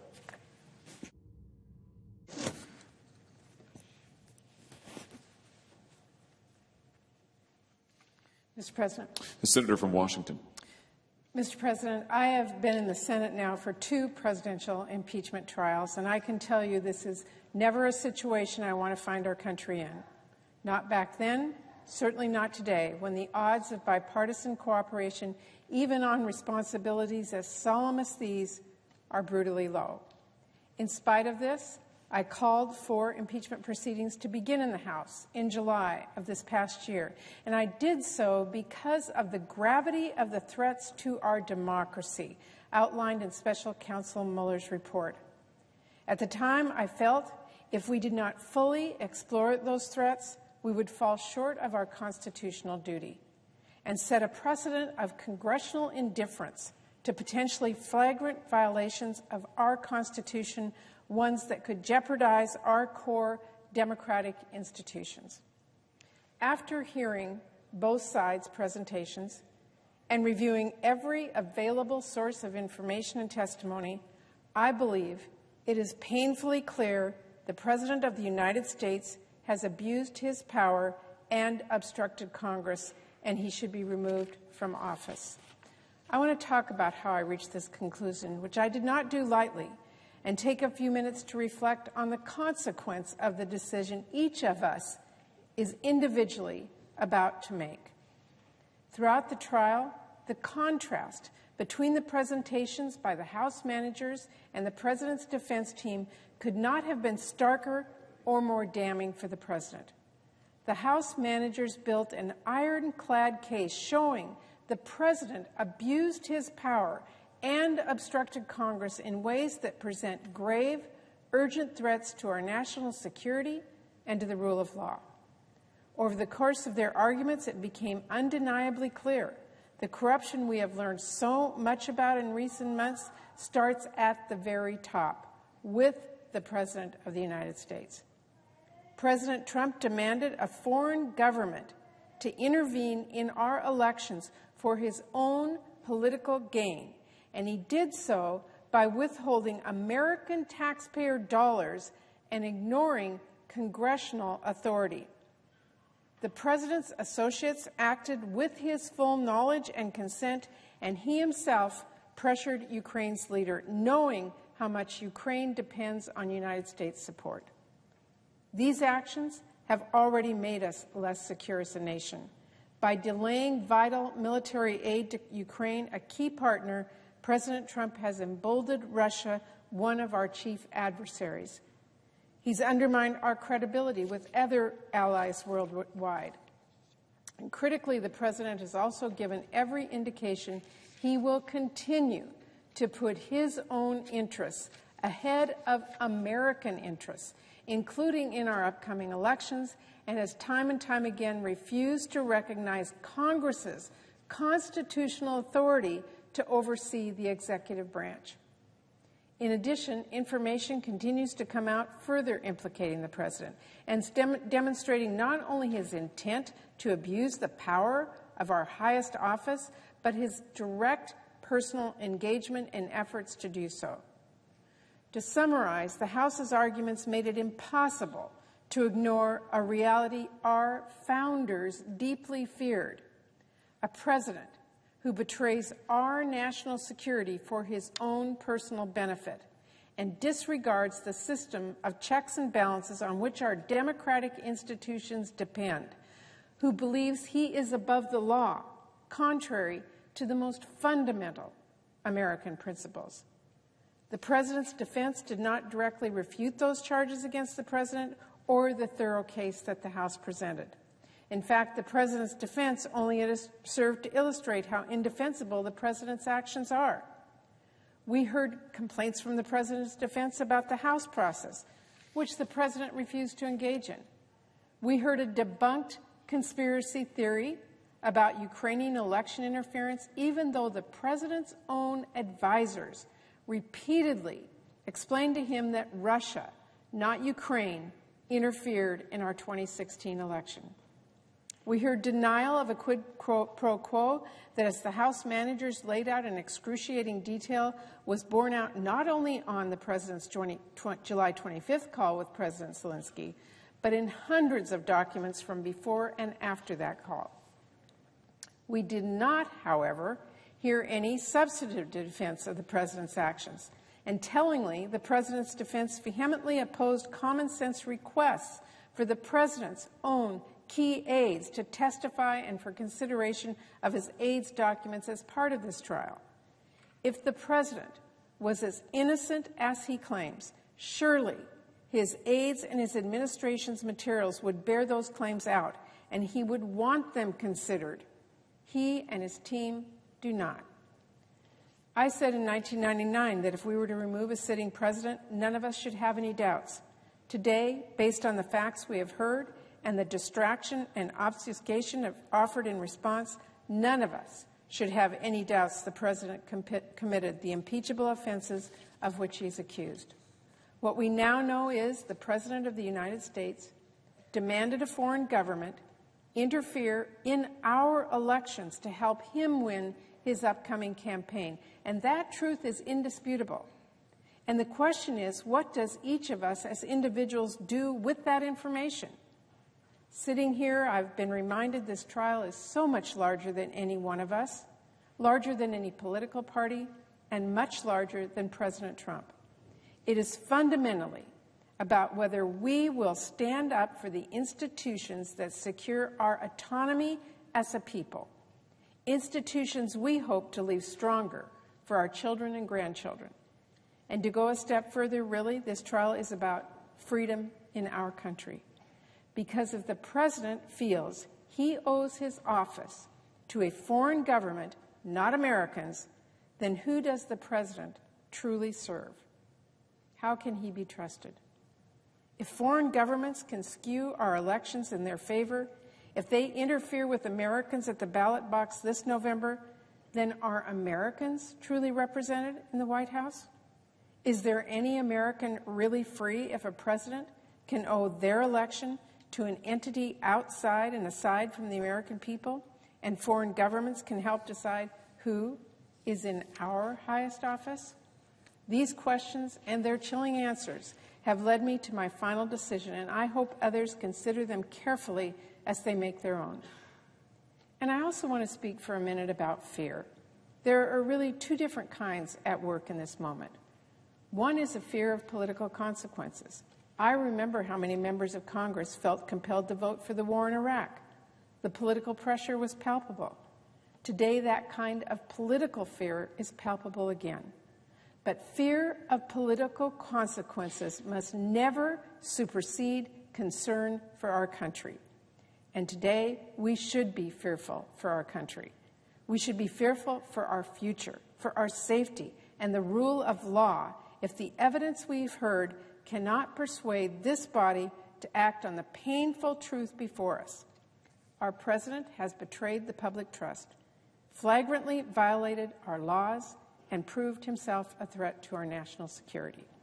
So I ask my colleagues how they want to feel, not in this moment, here today, but in the years ahead, and as part of our nation's history.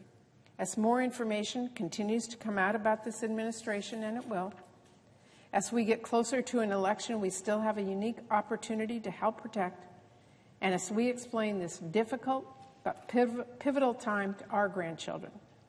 Looking back, what will you want to have stood for? This president or our country?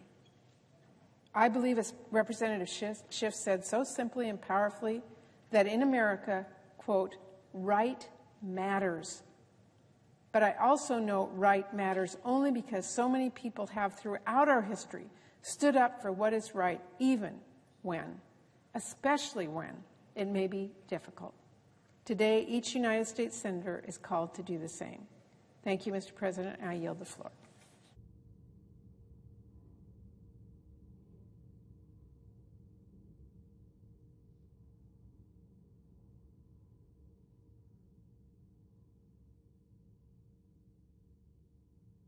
Mr. President. The Senator from Michigan. Thank you, Mr. President. Mr. President, I rise today to speak during a sad and perilous moment in our nation's history. Our nation was founded on important basic principles that all men and women are created equal, and that they are endowed by their Creator with certain unalienable rights, that among these are life, liberty, and the pursuit of happiness. With rights, of course, always come responsibilities. America is a nation of laws, and no person, not even the President of the United States, is above these laws. No person, not even the President of the United States, is above these laws. That's been true since our nation was founded, and it is still true today. Unfortunately, President Donald Trump has abused his power and acted as if he is above the law. He did this by holding up critical military aid to pressure a new foreign leader to investigate a political rival for his own political benefit. Then he did everything he could to try and cover it up after he got caught. As United States Senators, it's our constitutional duty to fairly and thoughtfully consider articles of impeachment, listen to the evidence, and make a decision that honors our nation's values and our fundamental belief that no one is above the law. That is exactly what I did, and it's why I will vote to convict President Trump and remove him from office.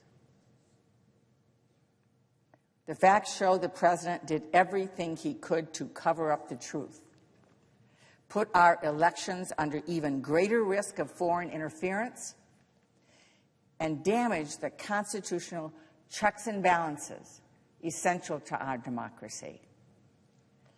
Let's be clear. We are here because of one person. We are here because of one person, President Donald J. Trump. The president was provided multiple opportunities to prove his innocence, as he should be. The House made countless requests for documents during the impeachment inquiry. The White House ignored them. The House issued 42 subpoenas. The White House refused to comply and even went so far as to threaten and intimidate those people who chose to appear. Yet even with this unprecedented level of obstruction, the House made a strong case for impeachment. Once impeachment moved to the Senate, the president again had numerous opportunities to defend himself. The American people and the people of Michigan strongly supported having additional documents and relevant witnesses, first-hand witnesses who could speak to the articles of impeachment. That's what a trial is supposed to be about. Yet the Senate did not hear from people who clearly have key relevant information, including former National Security Advisor John Bolton, who's willing to testify. And in fact, it's just a matter of time, and we will hear publicly, all of us, what he would have said to the Senate.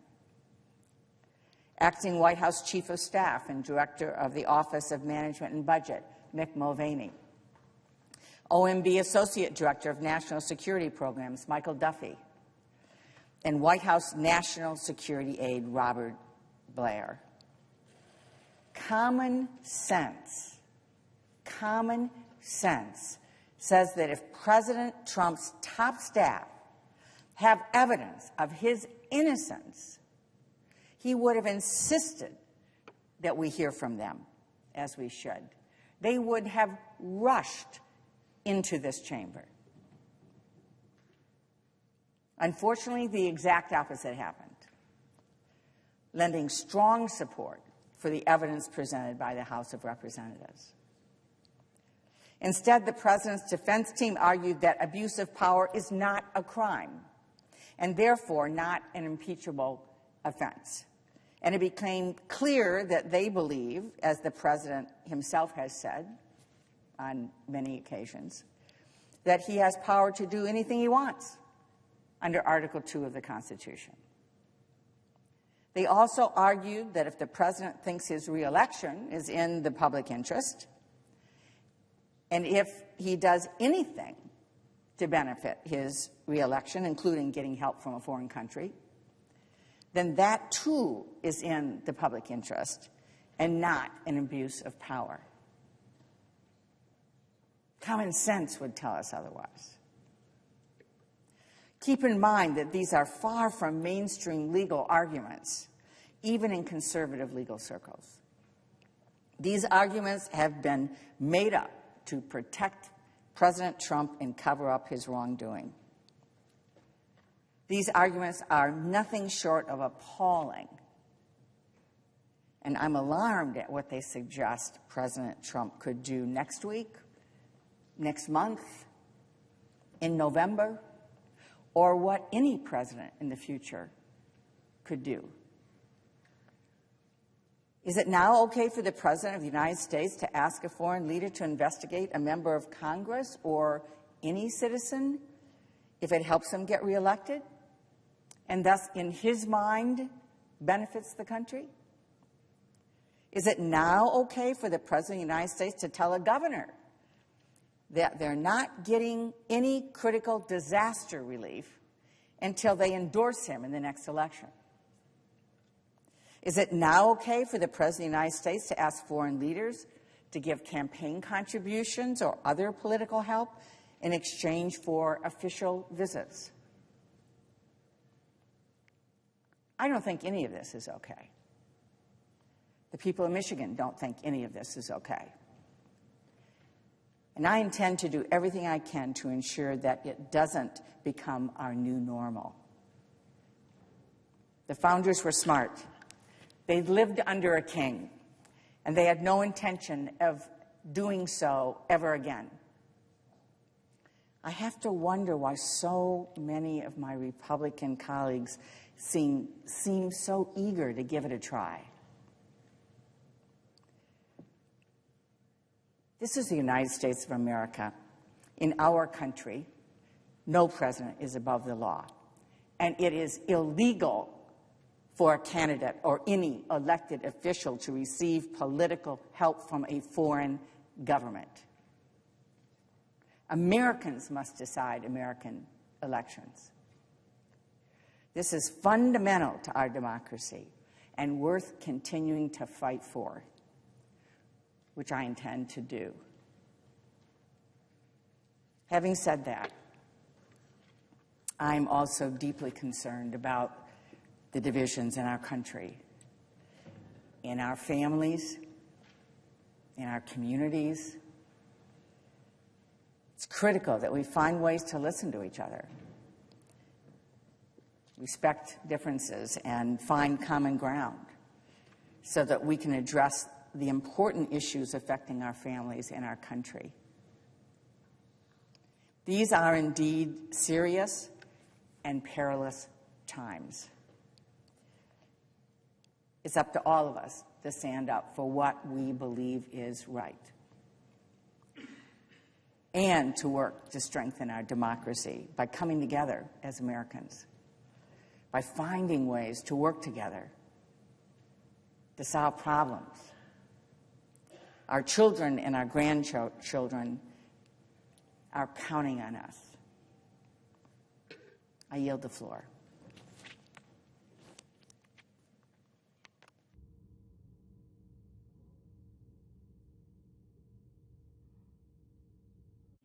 The senator from Oregon. For the past 2 weeks, the President's defense team has spun bizarre legal arguments, conspiracy theories, and flat-out lies that are unbecoming of the office of the President of the United States. The country knows the facts. The President pursued his personal and political interests in a way that harmed the national security of America. He smeared our own ambassador to the Ukraine. He promoted Kremlin propaganda on 2016 election interference. He sent his personal lawyer and willing members of his administration to trade official acts in exchange for fabricated dirt on a political rival. He stopped $391 million in aid from going to the Ukraine, and when the Ukrainians made clear they were desperate for that aid to come through, he made his demands. Come up with dirt on the Bidens, find or invent the server. Donald Trump's defense team has claimed the President wanted to fight corruption in Ukraine, but they have produced zero hard evidence to support that claim. Never in the history of our government has the President pursued a policy end without generating what usually is mountains of paper. And yet here there are no memos, no meeting records, no communiques on anti-corruption. Nothing. This defense is fiction. It's fiction because the President was not fighting corruption in Ukraine, he was causing it. We also know the President was telling the people around him to do what he wanted with respect to the Ukraine. He was telling them to talk to his personal lawyer. Talk to Rudy. Because the president had forgotten what's good for the American people, he ignored the needs of our allies and forgiven the attacks on American democracy.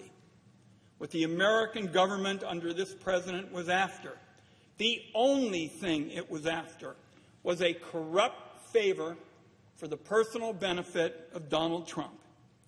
This favor was to get a foreign government to target an American citizen when our own intelligence services were legally prohibited from doing so. An action that even Trump's own Secretary of State, Mike Pompeo, once admitted is illegal. Mike Pompeo said it's not lawful to outsource that which we cannot do. Yet that's what the president was seeking. And that was not the only illegal action.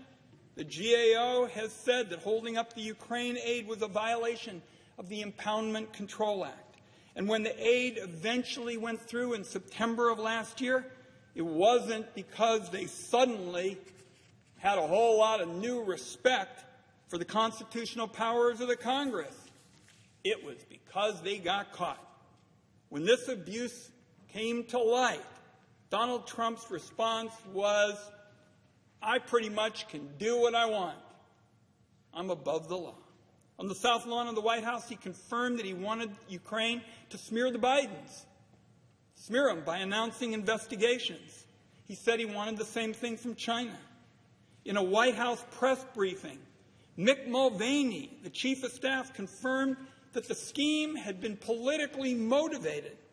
A reporter who was clearly stunned at the Mulvaney admission asked for some clarification, and Mulvaney said, and I quote, I've got news for everybody. Get over it. And that, I would submit, is what this trial is all about. Whether the Senate and the country have to simply get over it. I know some senators are apparently prepared to do exactly that. But let's consider the precedent that just getting over it sets. If this ends in an acquittal, it signals that politicians can get away with selling out American interests to foreign co-conspirators to rig an election. What's to stop the Russians from approaching a future president with their own proposition? Dial back your support for the Balkan states, and we'll take down your opponent in the real act. What would prevent the Chinese government from approaching a senator and offering fabricated dirt on senators of the other party in order to smooth the way for a sweetheart trade deal? What if a president hands the Saudis an enemies list of political opponents to hack in exchange for military tech and a few regiments of American soldiers in Yemen, and ending in acquittal without hearing from any witnesses or getting any new evidence, says that the president can rig impeachment trials as well? Every impeachment trial, every one, included witness testimony. That's just good government 101. It's what Americans expect. It's what I heard in open-to-all town hall meetings in Oregon from counties Donald Trump won and from counties Hillary Clinton won. The Republican Senate majority is apparently ready to acquit the Republican president without even going through the motions, ignoring what the American people expect. How will we sustain a functioning democracy when our leaders are allowed to rig an election and there are no consequences? The Congress is going to struggle to unwind that precedent. It could outlive all of us. So after these long days of arguments and questioning, in my view, this comes down to two simple questions. First, the president swears an oath, just like we do, to protect and defend our revered Constitution. Does the president's oath of office mean anything? When a president puts his own interests first, when he extorts fabricated dirt from a foreign government for his political gain, he is obviously in violation of his oath. He's not protecting the constitutional right of Americans to choose their own leaders in free and fair elections. What he's doing is protecting himself and his own power. What does the President's oath of office mean if violating it carries no consequences? If his oath means nothing and he cannot be charged with a crime, then he is bound by nothing. And if we will not hold him to his oath, are we not surrendering our own oath to protect and defend the Constitution?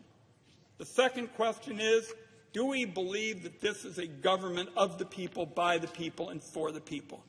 Because the President's lawyers stood on the floor right over there and said, in short, it is not. Alan Dershowitz argued that nothing the President does to get reelected can be impeachable as long as he believes his reelection is in the public interest. And the President's counsel continued to build on that argument even after they claimed it was misunderstood. This from the same administration that holds that the President cannot be charged with a crime, that he exists on a plane, literally a plane above the law as it applies to everyone else. If the President may commit crimes while in office and cheat in an election to stay in power, then it is no longer a government of, by, and for the people. This is a government of, by, and for Donald Trump. The proposition of free and fair elections in America is gone, replaced by elections that happen on terms set by Donald Trump, or on terms set by a future president with the same sort of boost from a foreign power. Putting aside whatever political fallout there may be in the days and weeks ahead, we have to ask, how can the Senate accept this degradation of the sanctity, the security of our elections? Isn't this institution supposed to protect our elections and defend our Constitution? The President's attempt to cheat in the election in the extreme lengths he's gone to cover it up is obviously dangerously wrong. What he did is a violation of his oath. It's a betrayal of the system of democratic government left for us by the founders, and we have no choice. He is guilty. He must be convicted. Madam President, I yield the floor.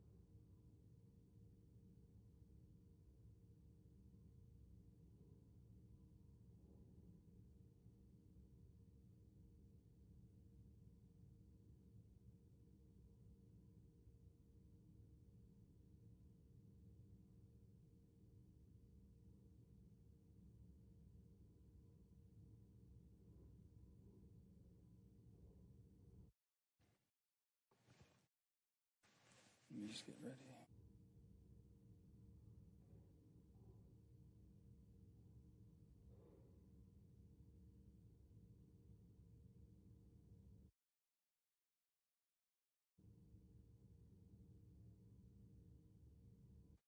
Madam President. Senator from West Virginia. Madam Chair, I request to make remarks today, if I may, until I conclude. Without objection. Madam President, I rise today to speak on the impeachment trial of President Donald John Trump. I know this was not a difficult decision for many of my friends and colleagues on both sides of the aisle, but it is one that has weighed heavily on me. Voting whether or not to remove a sitting president is no easy decision, and it shouldn't be, as the consequences for our nation are severe. As a moderate, centrist Democrat from West Virginia with one of the most bipartisan voting records in the Senate, I have approached every vote I have cast in this body with an open mind and pride myself in working across the aisle to bring my Republican and Democrat friends together to do what is best for our country. Where I come from, party politics is more often overruled by just plain old common sense.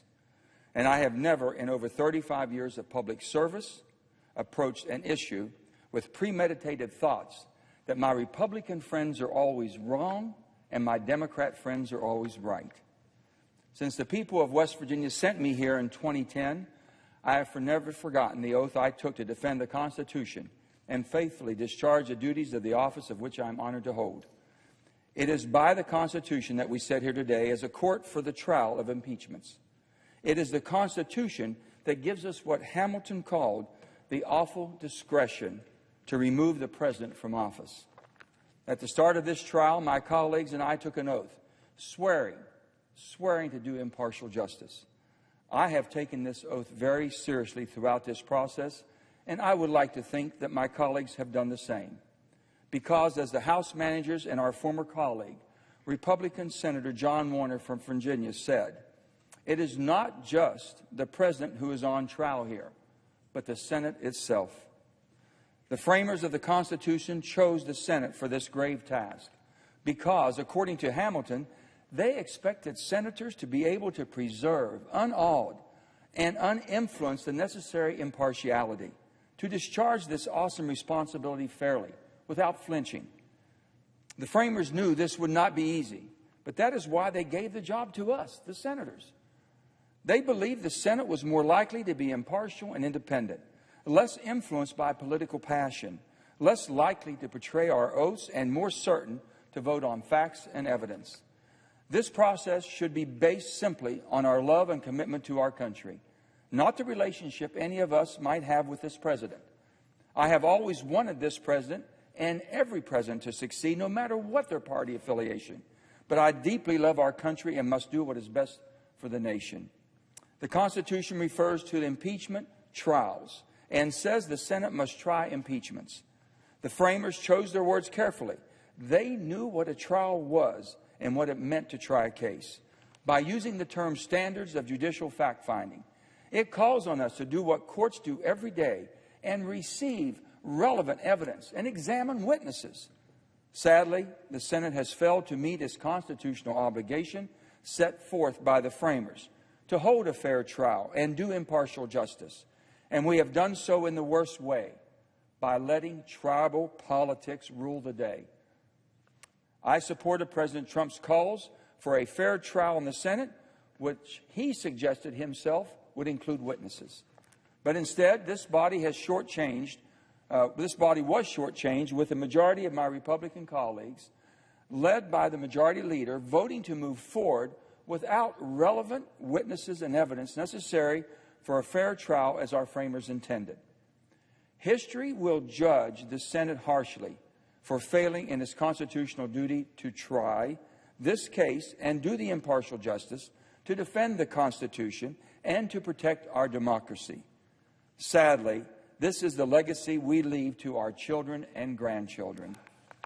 Removing a president from the office to which the people have elected him is a grave step to take. But the framers gave the Senate this solemn responsibility to protect the Constitution and the people of this nation. Over the duration of this trial, I have listened carefully to both the House managers and the White House counsel, make their case for and against the articles of impeachment. I commend both sides for their great and grueling work in defending their respective positions. The House managers have presented a strong case with an overwhelming display of evidence and shows what the President did was wrong. The President asked a foreign government to intervene in our upcoming election and to harm a domestic political rival. He delayed much-needed security aid for Ukraine to pressure newly elected President Zelensky to do him a favor. And he defied lawful subpoenas from the House of Representatives. However, the President's counsel, too, defended their actions by laying out their case of the President's actions. They pointed to the unclassified transcript of President Trump's July 25th call with newly elected Ukrainian President Zelensky to make the argument that Trump discussed burden sharing with other European countries and a mutual interest in rooting out corruption. They presented their views that the President was not given due process in the House of Representatives and highlighted the expedited nature of the House's proceedings. Finally, they argued, if a president does something which he believes will help him get elected and re-elected to the public interest, that cannot be the kind of quid pro quo that results in impeachment. Over the long days and nights of this trial, I have listened to both sides present their case and answer our questions. I remain undecided on how I will vote, but these points I believe to be true. First, it was not a perfect call. A newly elected President Zelensky with no experience in international politics gets a call from the leader of the free world asking for a favor related to U.S. domestic political affairs? No one, regardless of political party, should think that the President did and what he did was right. It was just simply wrong. Pressuring a NATO ally who is actively fighting off Russian aggression in its country is wrong. President Zelensky or anyone else should never feel beholden to the superpower of the world for a favor before it can receive military aid. It's not who we are as a country. We stand shoulder to shoulder with our allies and never, ever condition our support of democracy for a political favor. Of all the arguments we have heard from the House managers and White House counsel during the long days and nights that we have sat here, the most dangerous, the most troubling to me is the false claim that the President can do no wrong, that he is above the law, and if it's good for the re-election of the President, that it's good for our country. That is simply preposterous. That is not who we are as Americans. That is not how I was raised in the small coal mining town of Farmington, West Virginia. Where I was raised, no one believed they were better than anyone else and could act with total disregard for the well-being of their neighbor if it was for their best interest. That is not why over 230 years ago, the founding generation rebelled against a king and refused to crown a new one in this republic. So let me be clear. No one, not even the President, is above the law. Finally, the purpose of impeachment is not to punish the President, but to protect the public. The ultimate question is not whether the President's conduct warrants his removal from office, but whether our nation is better served by his removal by the Senate now, with impeachment, or by the decision the voters will make in November. As Hamilton warned us, impeachment seldom failed to agitate the passions of the whole community. They divide us on party lines and inflame our animosities. Never before in the history of our republic has there been a purely partisan impeachment vote of a president. Removing this president at this time would not only further divide our deeply divided nation, but also further poison our already toxic political atmosphere. In weighing these thoughts and of all the arguments brought forward in the case, I must be realistic. I see no path to the 67 votes required to impeach President Trump and haven't since this trial started. However, I do believe a bipartisan majority of this body would vote to censure President Trump for his actions in this manner. Censure would allow this body to unite across party lines and as an equal branch of government to formally denounce the President's actions and hold him accountable. His behavior cannot go unchecked by the Senate, and censure would allow a bipartisan statement condemning his unacceptable behavior in the strongest terms. History will judge the Senate for how we have handled this solemn constitutional duty. And without bipartisan action, the fears of the great Senator Byrd will come true. As he said during the Clinton impeachment, the Senate will sink further into the mire because of this partisanship. There will be no winners on this vote, Byrd said. Each senator has not only taken a solemn oath to support and defend the Constitution, but also to do impartial justice, to help the nation. So help me God. That oath does not say anything about political party. Politics should have nothing to do with it. I am truly struggling with this decision and will come to a conclusion reluctantly, as voting whether or not to remove a sitting president is the most consequential decision that I or any U.S. senator will ever face. But regardless of my decision, and in the absence of 67 votes, I am reminded again of the words of Senator Byrd. The House and Senate, Republicans and Democrats, and the President must come together to heal the open wounds, bind up the damaged trust, and by our example again unite our people. For the common good, we must now put aside the bitterness that has infected our nation. We must begin by putting behind us the distrust and bitterness caused by this sorry episode and search for common ground instead of shoring up the divisions that have eroded decency and goodwill and dimmed our collective vision. It is not the legacy of the individual senators that we should be concerned about, but it is the legacy of this great institution, the United States Senate, that we leave for generations to come. I want to thank you, and I want to ask the good Lord to continue to bless this great country of ours during this trying time. Thank you, Madam President.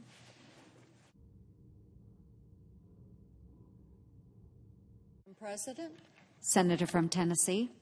Thank you, Madam President. Before I begin, I really want to take a moment to thank our friend and Majority Leader McConnell for the manner in which he has worked to make this trial run so smoothly. I also thank our colleagues for their perseverance and, of course, the staff that has worked diligently and has been so patient as we have worked through this process. The impeachment trial of President Donald J. Trump was a moment in history that should have been shrouded in the gravity of its potential consequences. Instead, day by day, we endured hyperbole in its most unserious form.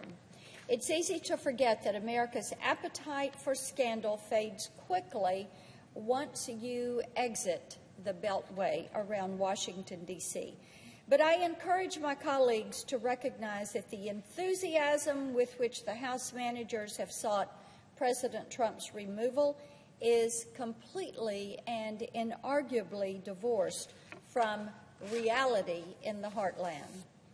As it appeared to my fellow Tennesseans, the intentional mishandling of the House of Representatives' constitutional duty was nothing more than an attempt to pre-litigate the 2020 election.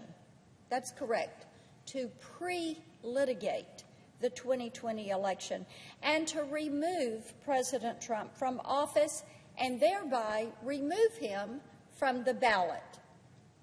Our partisan friends had decided on the outcome that was necessary for them. They just needed to find a path that was going to get them there.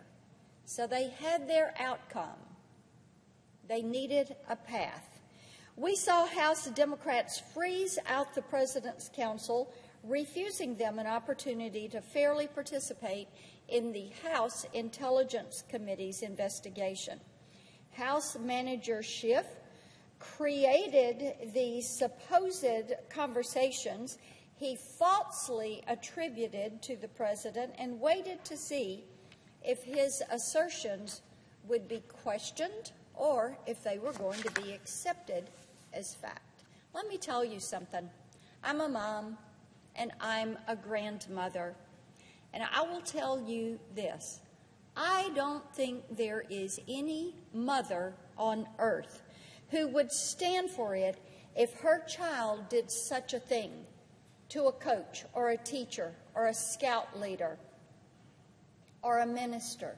They would not stand for it. And yet, the Senate was expected to indulge in this unseemly behavior. This is something that it is appropriate that we question.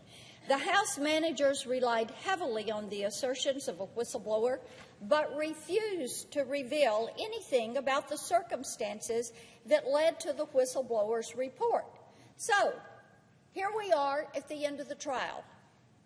Do we know if the whistleblower is a person or if it's a group of people? Does the report represent a consensus of ideas or just biased opinion? Was it prepared by an individual or prepared by a committee?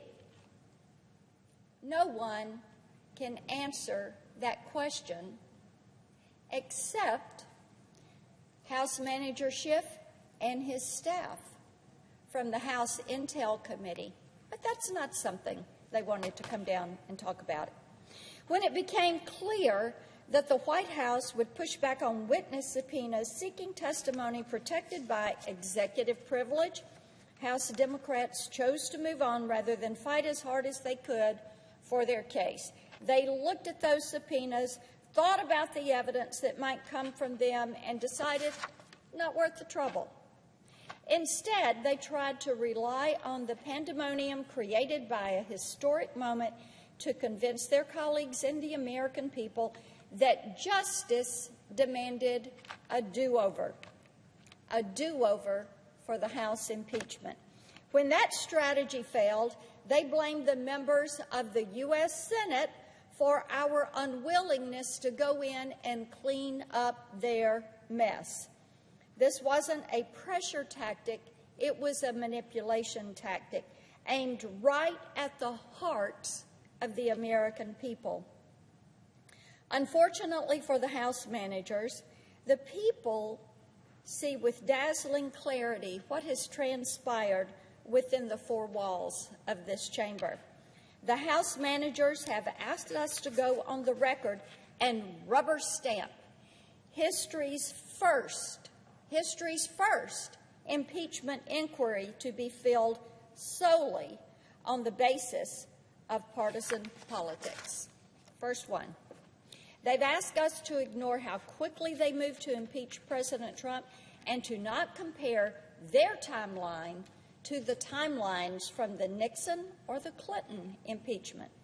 Colleagues, I did my constitutional due diligence. I read the House manager's brief and those reports prepared by the House Republicans and the President's Counsel. I saw it all in black and white. And it was my due diligence that has led me to support acquittal. Now, when I was serving in the House, there were times when I became frustrated with President Bush or then with President Obama. And when we, as members of the House at that point in time, were faced with President Obama's apology tour, his senseless pursuit of government-run health care, and his involvement in the Fast and Furious scandal or the DACA executive memo, my colleagues and I discussed the possibilities of impeachment. What are we going to do about this? We looked at all the facts, and ultimately we chose a different path that respected the American people. We litigated our policy differences in the courts where those battles belong. And so, Madam President, I ask my colleagues that when the time comes, they exercise the same restraint.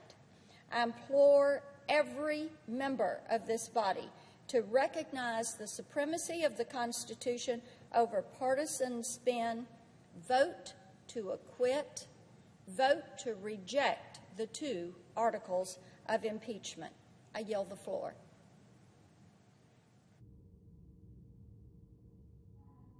I notice the absence of a quorum. The clerk will call the roll. Mr. Alexander.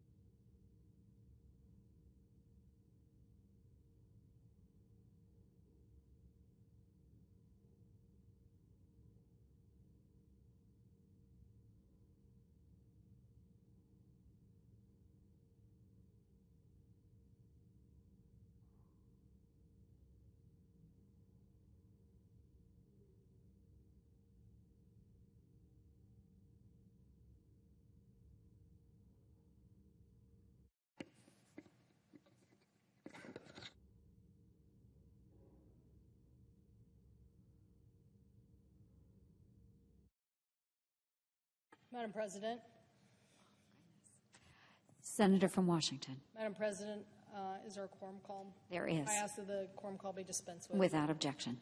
Thank you, Madam President. I come to the floor to join my colleagues speaking about what's transpired over the last several weeks, and also to say something that I think is maybe not as obvious as that people realize, and that is that election interference is the issue of our day. It's not because we just spent 11 days talking about it and what might have happened in the Oval Office about interference in the upcoming 2020 election. It is the issue of our day because we live in an information age, and weaponizing of misinformation has become a lethal campaign tool. That is to say that if you tarnish your opponent enough with misinformation, accuse them of corruption, then you can either score by wounding them fatally, that is, by getting people not to vote for them, or by disincenting people to vote at all. Claiming corruption seems to be a pretty good tool these days to wound anybody, to wound institutions, the free press, a legitimate government oversight, but most seriously, it wounds our democracy by sowing doubt into free and fair elections. Once voters believe the election results are corrupt, it's hard to have faith in them, and it's hard to make tough decisions that we need to make as a society to move forward. That is why voting in and of itself does give us confidence as a nation, because when we know they're free and fair elections, we know the public has spoken and the results are legitimate. I am personally grateful to my predecessor, Senator Slade Gorton, for how he handled the 2000 election. After a 3-week recount and a margin of less than 0.5%, with control of the Senate, a 50-50 split, to be decided, he conceded. Since then, and even at that time, some states tried to suppress provisional ballots. But Senator Gorton not only believed that provisional ballots were legitimate, but he believed that the election was correctly decided. That must have been a tough moment for him as he saw a shift in public sentiment in the state of Washington as we've moved more towards a different direction. But today, we live in a world of disinformation, where distrust can be served up like your own personal cocktail. After consuming and analyzing endless amounts of personal data about you, someone knows exactly what disinformation tactic will work best with you. It's almost like disinformation on steroids. Our adversaries, the Russians, are especially sowing these seeds of distrust into our democracy, trying to dissuade people from even voting, and more seriously, trying to divide us as a nation and tarnish our democracy. I don't know if this is some payback from President Putin, who believes that the United States helped in the demise of the Soviet Union, or if Russia is just trying to undermine American and European trust in free and open democratic systems, or if Russia is trying to divide Europe so that it can dominate European energy supplies and exert its influence over European policies. I just know this: we are not the first act of this play. This has been going on for many years and in many places. They have interfered in Russian elections. A 2018 report shows, quote, the Europeans launched several multilateral and regional initiatives to improve Europe's reliance to build and collect defenses against discrimination, cyber attacks, improving cross-border cooperation, and applying sanctions against malicious actors. The Russians interfered in our 2016 election. Our own intelligence agencies agreed. Quote, the special counsel's investigation established Russia interfered in the 2016 election principally through 2 operations. First, a Russian entity carried out a social media campaign that favored President candidate Donald J. Trump and disparaged presidential candidate Hillary Clinton. And second, a Russian intelligence service conducted computer intrusions and operations against entities, employees, and volunteers working for the Hillary Clinton campaign and released stolen documents, end quote. We must fight back against Russia or anyone who interferes in our elections.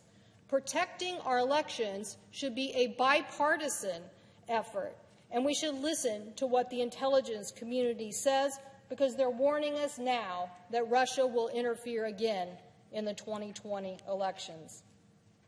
That is why I take so seriously the House charges that President Trump was involved in a scheme over a long period of time involving many people to ask the Ukrainians to interfere in our election.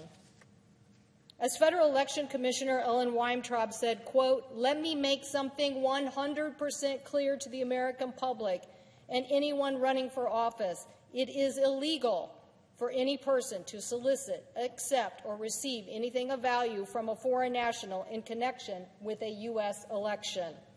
This is not a novel concept," end quote. So why has President Trump continued to sow distrust in our elections? He thought it was okay to ask the Russians to interfere in 2016, and he seems to be inviting Ukrainian interference in 2020. As one of my former campaign staffers asked last weekend, are campaigns now going to be communications directors, fundraising directors, and now foreign operation directors? You know, those people who go around and seek influence, perhaps dark money or endorsements from foreign governments. Will this become some sort of norm because we're not acting? I know we already know what the dark, murky world of Paul Manafort looks like. That is why it is so important for us to be clear here. Seeking, requesting, and accepting interference in a U.S. campaign is wrong. It's not inappropriate. It's not just improper. It is illegal. By calling it improper or turning a blind eye in this case is enabling more election interference. What is not clear is who are all the president's men in this administration who are helping him abuse this power. Is he using this office for political gain? And how are they accomplishing this task for him? It is so disappointing to see that this might be happening in our nation. Where will the abuse stop? I know this. As a young girl, I remembered the Saturday Night Massacre, the time when Bill Ruckelshaus and Elliot Richardson stood up to illegal behavior.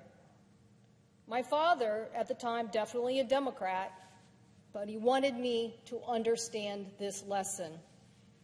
People of the other party might not share the same philosophy, but they did share the same Constitution, and the scales of justice are balanced.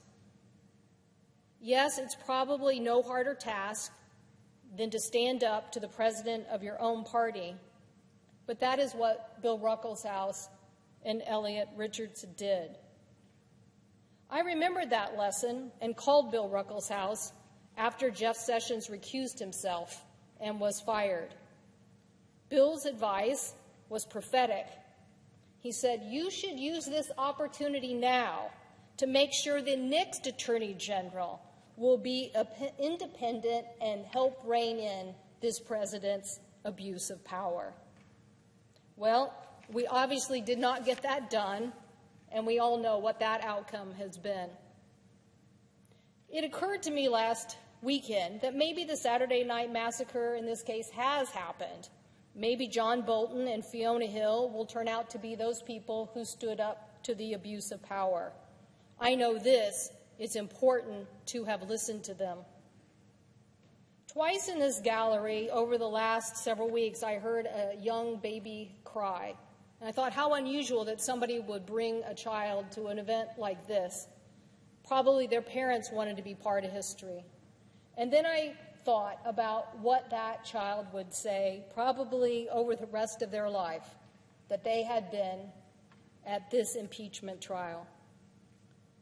But what I want to know is that the reflections 30 or 40 years from now, will we be remembered for rooting out illegal activity, stopping interference in our elections, or will this moment have been forgotten? I know my constituents have been clear about this, and I don't mean my constituents that support the president or my constituents that don't support the president. I mean my constituents who want to know that we are going to enforce the law. They don't care about what the outcome is in the next election and how it might benefit either party.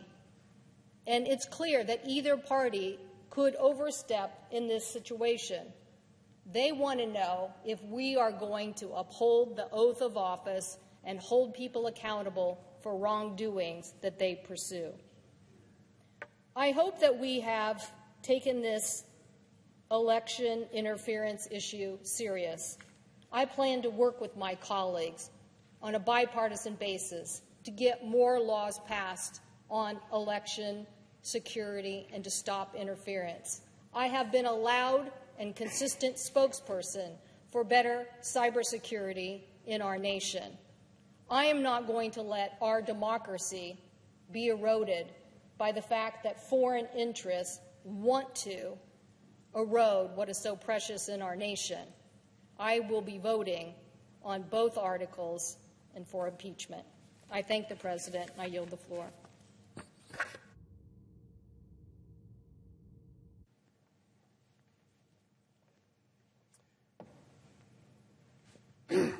Mr. President. Senator from Hawaii is recognized. Thank you, Mr. President. The American experiment was a radical one. It imagined equal justice under the law. It imagined equal protection under the law. It imagined a cumbersome system in which tyranny could be avoided by the constant struggle between elected and appointed leaders, and it intentionally sacrificed speed, efficiency, and convenience to avoid the abuse of power. And so it is with unending regret that I see what is happening. I grieve for the Senate, an institution both hallowed and flawed, an elite place in the worst sense of the word, and yet still the main place where American problems are to be solved. To paraphrase Winston Churchill, the Senate is the worst legislative body except for all of the others. There are millions of Americans that have formed a basic expectation about how a trial is to function, based on hundreds of years of law and based on their common sense. And so make no mistake, what the Senate did was an affront to the basic idea of a trial. And for all of the crocodile tears of my colleagues, all of the fake outrage at the accusation, we must call this what it was. It's a cover-up. Now, I don't know what Mulvaney or Bolton or Pompeo would say. I don't know what the documents will illuminate. And I believe it is normally very dangerous to ascribe motives to fellow senators when criticizing their vote, but it is impossible for me to escape the conclusion that they don't want to know, that they wanted to get this over with before the Super Bowl, of all things. They are afraid of this house of cards falling all the way down. As I look at the Republican side of the chamber, I know this moment in history has made their particular jobs extraordinarily difficult, requiring uncommon courage. They have to risk the scorn of their voters, their social circle, their colleagues, and their president in order to do the right thing. On one level, I knew the likely outcome, but the bitter taste of injustice lingers in my mouth. And on behalf of everyone who couldn't get away with an unpaid traffic fine, is in jail for stealing groceries so that they could eat that night, who can't get a job because of medical debt, I say, shame on anyone who places this president or any president above the law. The president is not above the law. No one is above the law. The president is guilty on both counts. The Constitution gives extraordinary powers to the president under Article 2, and that makes sense, because without a powerful magistrate, the government can't function. But in granting these powers, the framers thought carefully about how to constrain them. And they decided that a president could be controlled to greater or lesser degrees by the legislature, by the judiciary, and by the voters. But the framers couldn't contemplate this level of polarization when, even in the face of the overwhelming evidence of high crimes, one party would not just exonerate him for it, but in fact ratify these crimes. They didn't imagine that one party would be so uniformly loyal to its president that it could maintain a hammerlock on the Senate, preventing the prospect of 67 votes from ever being available for removal. I don't think we're in danger of the impeachment process becoming routine. I think we're in much greater danger of making the impeachment process moot. And if so, God help us all. But all is not lost. We remain a government of, by, and for the people. And if people across the country find this as odious to our basic values as we do, in 8 months, the American public can render its own verdict on the United States Senate. I yield the floor. Suggests the absence of a quorum. The clerk will call the roll.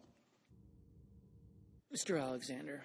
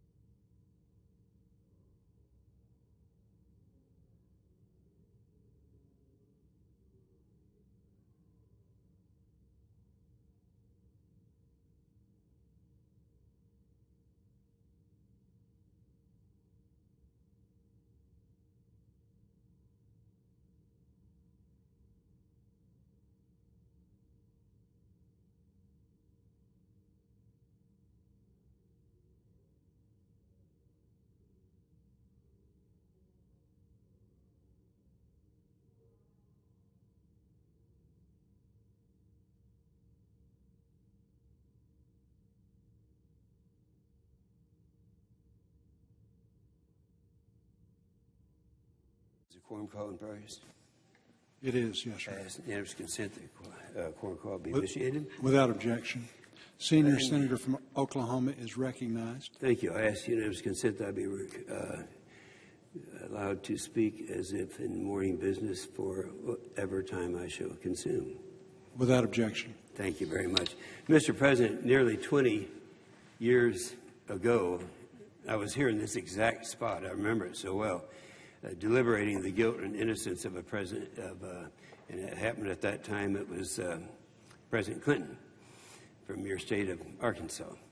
At that time, I said that I thought it would probably be the most important vote I'd cast as a United States Senator, but I was wrong, because I think my vote on Wednesday, the day after tomorrow, to acquit President Trump will be the most important vote of my career. I really believe that.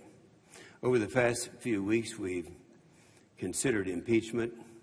There's been a lot made of the fact that I was willing to vote to convict President Clinton 20 years ago, and yet to vote the other way about in the current process that we're under right now. Now, putting morality question aside, this supposed debate highlights the central point of the differences in the impeachment process and why President Trump should not be impeached. And before Clinton was even impeached, he admitted to the crime of perjury. Now, this is a big difference, because we have a president right now who has not admitted that. In fact, there's not really been accusations that he would be in that position. And our debate then was about whether or not perjury was a high crime or a misdemeanor. I believe it was. And as I said then, the president should be held to the highest standard. But that was substantially different than the question before us today.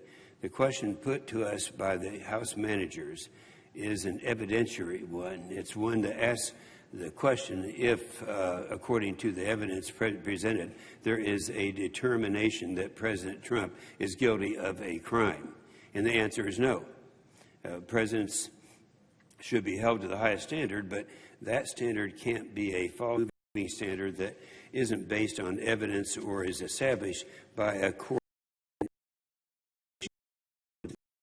A lot of people don't really understand what that's all about, but Ukraine has had serious problems. You know what's happened with the Russians have been there mass murdering the Ukrainians for a long period of time, and we've watched that happen.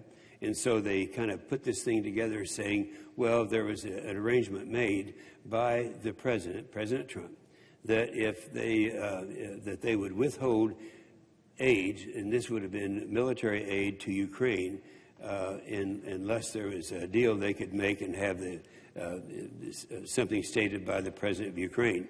Now, the House managers spent 75% of their time on this point and driving home the importance of our partnership with Ukraine and talking about the Russian aggression. Now, that was plain wrong, but worse, it's hypocritical, because there was nothing wrong with President Trump's phone call with President Zelensky. You might wonder how I can be so sure. Simple. The House Democrats' allegations were secondhand, and that means secondhand. They were hearsay. There was not one direct witness. In fact, they had 17 witnesses in the House of Representatives, and not one of them would make that assertion. Now, the transcript speaks for itself. No evidence of a quid pro quo, of any wrongdoing whatsoever, just as a president who understands both the importance of Ukraine as an ally and the importance of rooting out corruption. Now, President Zelensky said publicly that he felt no pressure, and he testified this in Trump to investigate anything in exchange for foreign aid. Now, you got to keep in mind, we have a very conservative president. You know, he doesn't just dish out to everybody the foreign aid that they need. In this case, there was a necessity to have it. Military aid. We couldn't get any military aid from President Obama. All he wanted to send was blankets and K rations. Well, they don't have K rations anymore. They call them something else. But nonetheless, there was not going to be any military aid to them. And so the Trump administration placed a brief temporary hold hold on the aid to Ukraine to ensure that the American taxpayers were not going to be abused. Now, this is very significant. He did this to Ukraine, making sure that the amount of money that was sent in there is going to be used properly, and the amount of aid that military aid was going to be used. But at the same time, you got to keep in mind, he was doing that with everybody else too. He's just not a fast-spending president. He's going to make sure that things have to be made in accordance with the needs. In fact, in the other times, he withheld the same type of thing, financial aid to Afghanistan, South Korea, El Salvador, Honduras, Guatemala, Lebanon, and Pakistan. So the fact that he did with Ukraine was consistent with his other policies. This is what he does and what he's always done.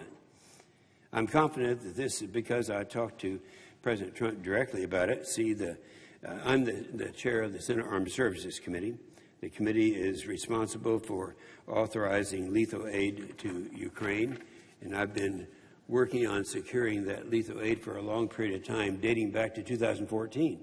2014, we had a different president. It was President Obama.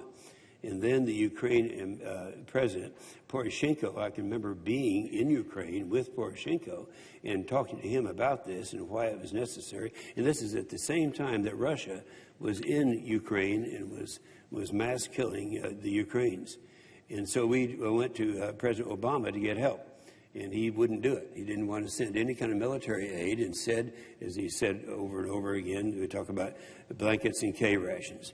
Well, when President Trump came into office, he changed it all. He's the first president to provide lethal aid to Ukraine. Lethal aid to Ukraine has been a committed partner in the region, helping them withstand Russian aggression. I bring this up because during the first 3 days of the House managers, about 75% of that time was spent on this issue, talking about his lack of support for Ukraine, when this president has been supporting Ukraine. And the House managers that were serving in the House at that time, this is significant. Of the House managers, 7 or 8 of them, however many that was, who have been sitting right over here for the last week, they were all talking about things they wanted to do for Ukraine, and yet the first vote that was taken was the Senate Armed Services Committee vote for 2016. And it happened to be that the Democrats, the very 3 Democrats that were serving at that time, voted against it. They didn't vote for it. And so this is the type of thing you get when this hate-motivated stuff was going on for such a long period of time. The House didn't prove Trump committed a crime. Now, I'm the first to admit, I'm not a lawyer. Sometimes I think that plays for my advantage. I look at things in a different way. I try to just inject a little bit of common sense. I listened to the lawyers, and frankly, some of them I didn't even understand what they're saying, but I do know pretty much what's going on around here. And in this case, the reasons behind why the president should not be impeached are common sense. He didn't commit a crime. And that came not just from me. You'd expect me to say that. That came from others that were the well-respected attorneys that were involved in each side of this case. In each of the past impeachment cases in the House of Representatives accused the president, Johnson, Nixon, and Clinton, of committing a crime. Now, this president didn't commit a crime, but Clinton did, and he admitted that he did. It was perjury at that time. That's a crime. Same thing was with Nixon, and the same thing was with Johnson. So all of those things that have happened in the recent history have been crimes, but not this president. The Democrats have wanted to impeach President Trump since before he took office. I think it was a witness that we had today.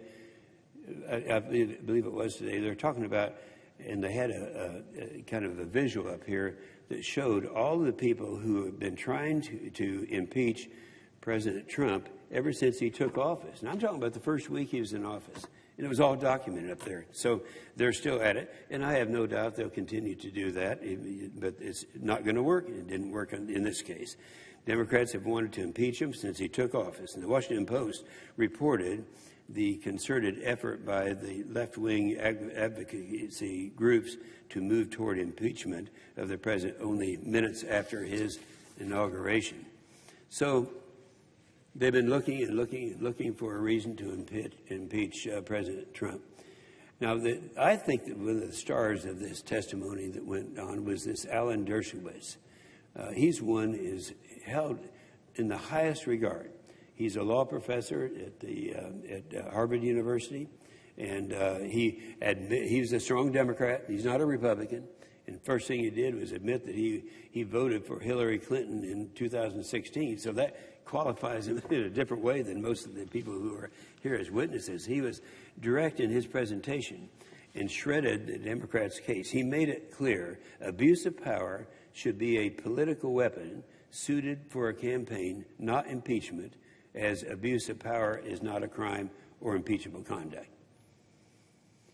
Dershowitz also explained that virtually every president since President Washington could have been accused of impeachment if they used the criteria that the House managers, the ones who were sitting over here, were using. They said that, and so that was just a level that could not be used, or it would have affected every other president had it been used at that time. He also had an important comment on whether or not we needed to hear sworn testimony from John Bolton. This is what he said. This is a quote by Dershowitz.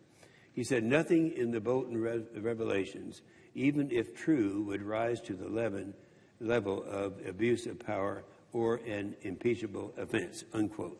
That's Alan Dershowitz. It's clear that the President Trump must be acquitted of the charges of the charge of abuse of power on its merits. A vote to convict in this case would be a dangerous precedent. So I would say time and time again, the House managers have preached at us that the truth matters, that the facts matter, that we must convict the president and remove him from office. In fact, the House managers' closing arguments, I tried to keep count of every time they made the accusations using the words cheat, obstruction, crimes, and so many times I never did I lost track. But truth matters, not just because you say the president has committed a crime, doesn't make it true. So here is what is true. This has been a partisan process from the start to finish. Compare that to the past. The impeachment inquiry against President Nixon was authorized by a vote of 410 to 4 in the United States Congress, an overwhelming bipartisan vote. The same thing was true in Clinton. They had 31 Democrats voted to impeach the president. Yet in the vote of the impeachment inquiry, the final vote to impeach the President Trump was strictly partisan. Not a single House member voted to impeach the president. On the contrary, every House Democrat did. No Republicans did. The House Democrats did. It's right down party lines. And I've listened to the facts and I've listened to the evidence, and I'm convinced President Trump has not committed a crime. All the legal minds that were in testimony pretty much agreed with that, including Dershowitz. I think, though, it has to be said, there's that hatred for Trump. We have to admit it. There's something about him a lot of people don't like, and yet it's his demeanor, it's his style. I understand that. But, you know, when you listen to the substance, you look at what he has done. Right now, rebuilding the military, including killing the top terrorists. You know, I'm particularly sensitive to this because this is in my committee that we watch him, what he's done to the military. Back during the Obama administration, using constant dollars, during the last 5 years of his 8-year tenure, he actually reduced the spending in military by 25%. I don't think that's ever been done in the history of this country, except maybe immediately following World War II. And yet, there he is rebuilding the military, and we're right now back where we are competitive now. I have to admit, though, that during those last 5 years of Obama, that we really hurt ourselves in terms of our relationships, in terms of China and Russia taking the leadership positions that they have taken.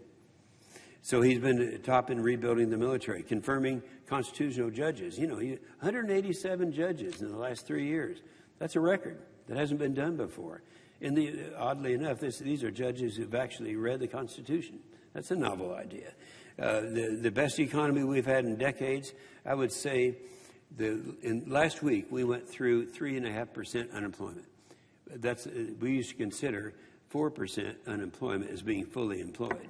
And yet we have not been down to, I don't even have a memory as to when it's been down to 3.5%. The new trade deal that we did, that's new. It shows that we are getting things done. We have more Americans working today than ever before, and the median household income is the highest it's ever been. So we're going to have a vote, a very significant vote on Wednesday, and I think you know how I'm going to vote. I'm going to vote to acquit the president on both articles of impeachment, and that will be a very significant vote. With that, I'll yield the floor. Senator from Maryland. Consent that my full statement be included in the record. Without objection. Mr. President, constitutional experts will be debating President Trump's misconduct for generations to come. But I think they'll reach consensus as to the misconduct of the United States Senate in the Trump impeachment. This is the first time in the history of impeachment that no witnesses and documents were allowed to be called by the United States Senate. It violates the Constitution in the impeachment trial of Donald Trump by its failure to hold a constitutionally fair trial. I had the opportunity at one time to present as a House manager an impeachment case here in the United States Senate on a district court judge by the name of Nixon.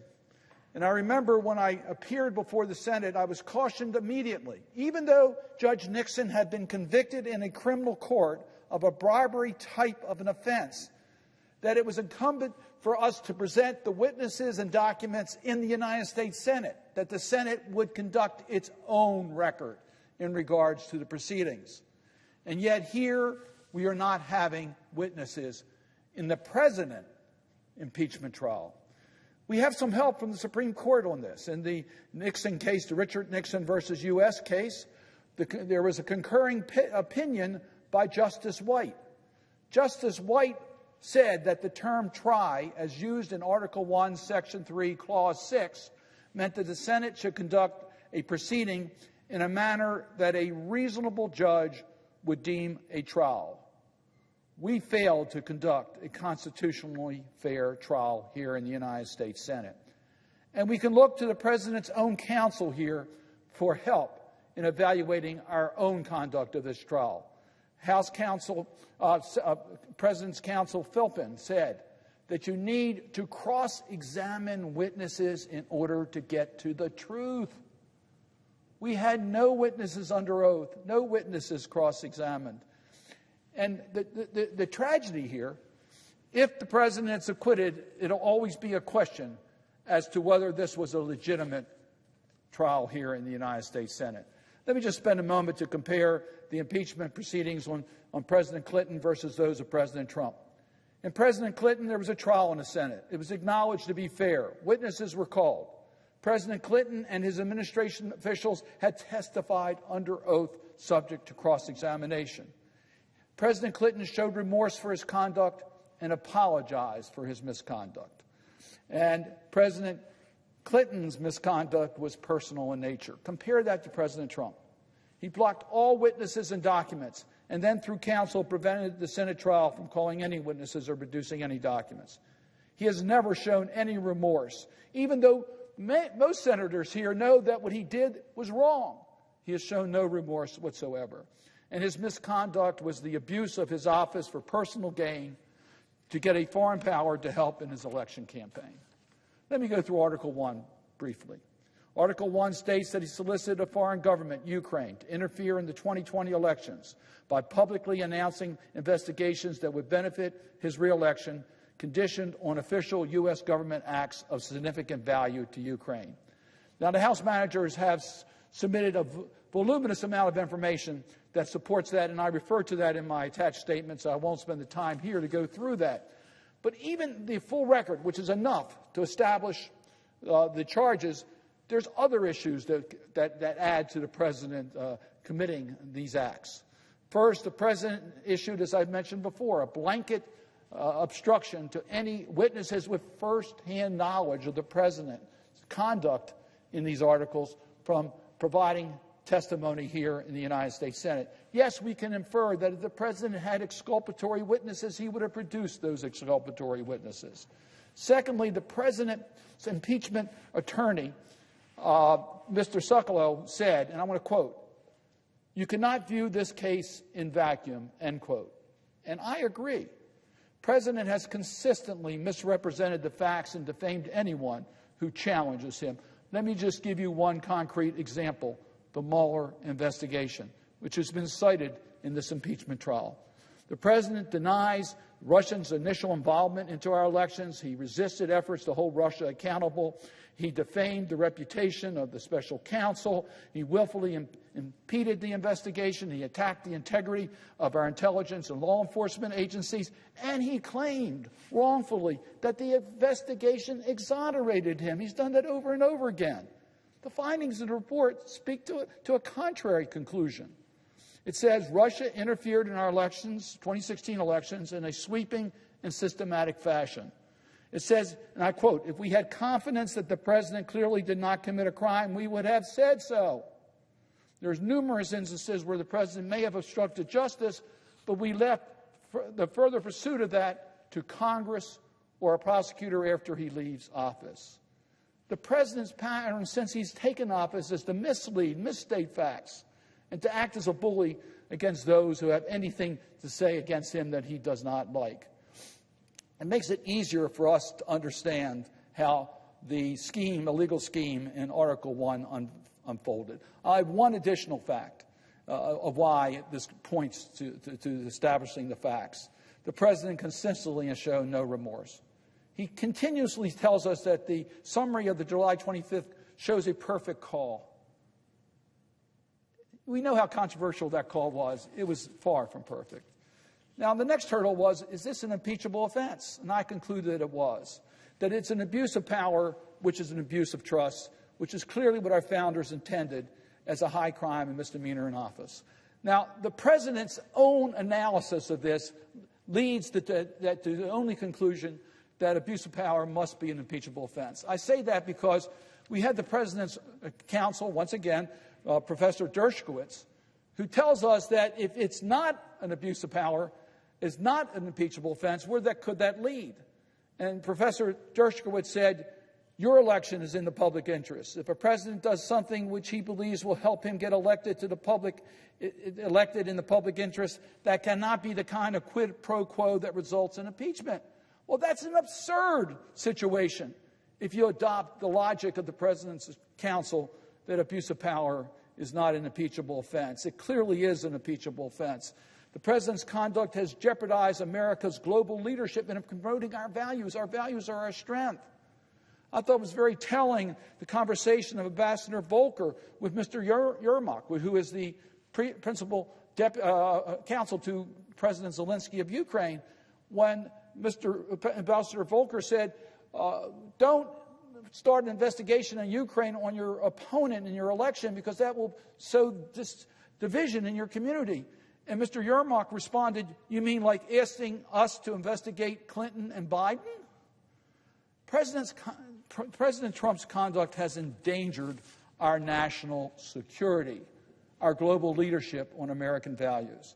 Now, in Article 2, this is a lot easier, obstruction of Congress, because the facts clearly establish that the president's blanket obstruction, which he orchestrated, denying any access to individuals or documents, in order to facilitate a cover-up of what was uncovered under Article 1 of the Articles of Impeachment. It's essential for Congress to carry out our responsibilities to be able to get that type of information from the president. It's exactly what the framers of our Constitution, when they developed the checks and balances in our system, intended, that there would be no branch that would have absolute power.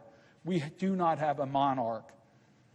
So President Trump has crossed the line, his personal interest over the country's interest. He used the power of his office for his own personal benefit. No one is above the law. We must act to protect the Constitution and our democratic system of government. It's with a heavy heart that I will support both articles of impeachment. I yield the floor. Mr. President, Senator from Georgia. I am honored and humbled to stand before you today as Georgia's and our country's newest United States Senator. As the 100th Senator, I have spent the least time in Washington, but as the least senior Senator, I am also the most recently attached to the private sector, where the vast majority of Americans live and work. I am intensely aware of the needs and the expectations that Americans hold for us. Just 2 months ago, I left nearly a 3-decade business career to serve the great people of Georgia and our nation. But being here in this respected, historic chamber is a very long way from where I started. I was born and raised as the 4th generation of corn and soybean farmers, and I grew up working in our fields and with our cattle in the feedlot. I waitressed and sold watches and shoes to put myself through school, and then I moved around the country to pursue my dream of a business career. I've been a job seeker and a job creator. I haven't spent my life trying to get to Washington, but I worked hard to stand where I am today. I have lived the American dream, and each day I remember where I came from, and I am proud of my beginnings. While I'm an outsider to politics, I'm not new to getting results.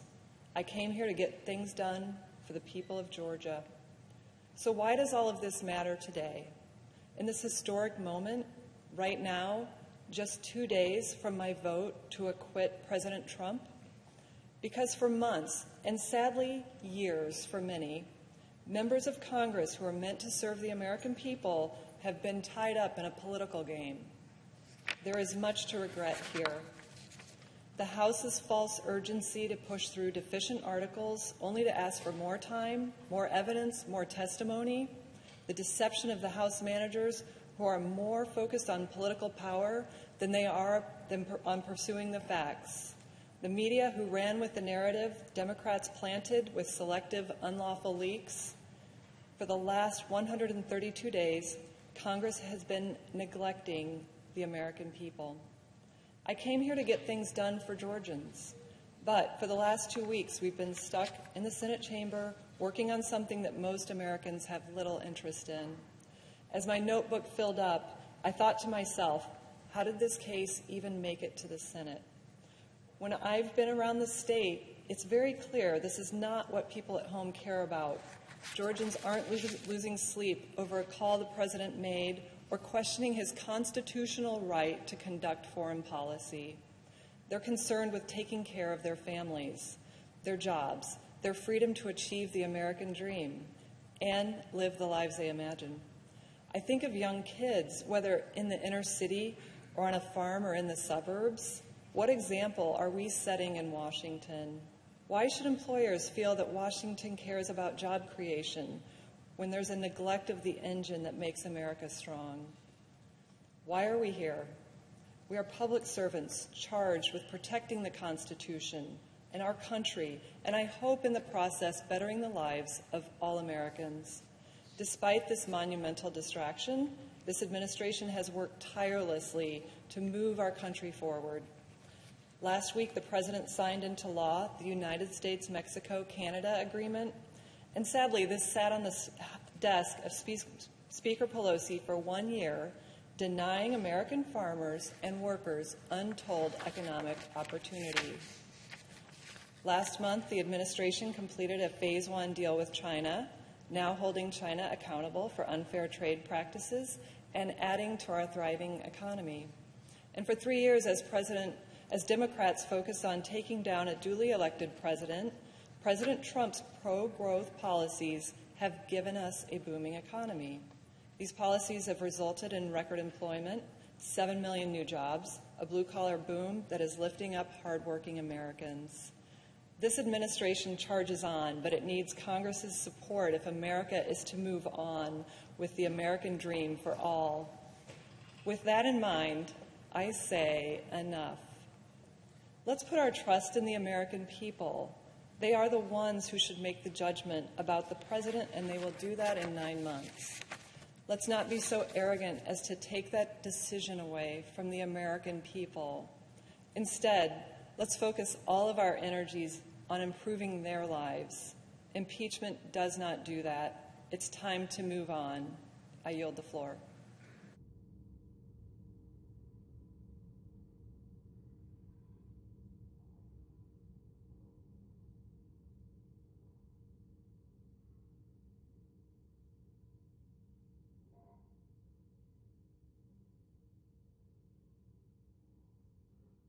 Mr. President. The senator from New Mexico. Mr. President, thank you for the recognition.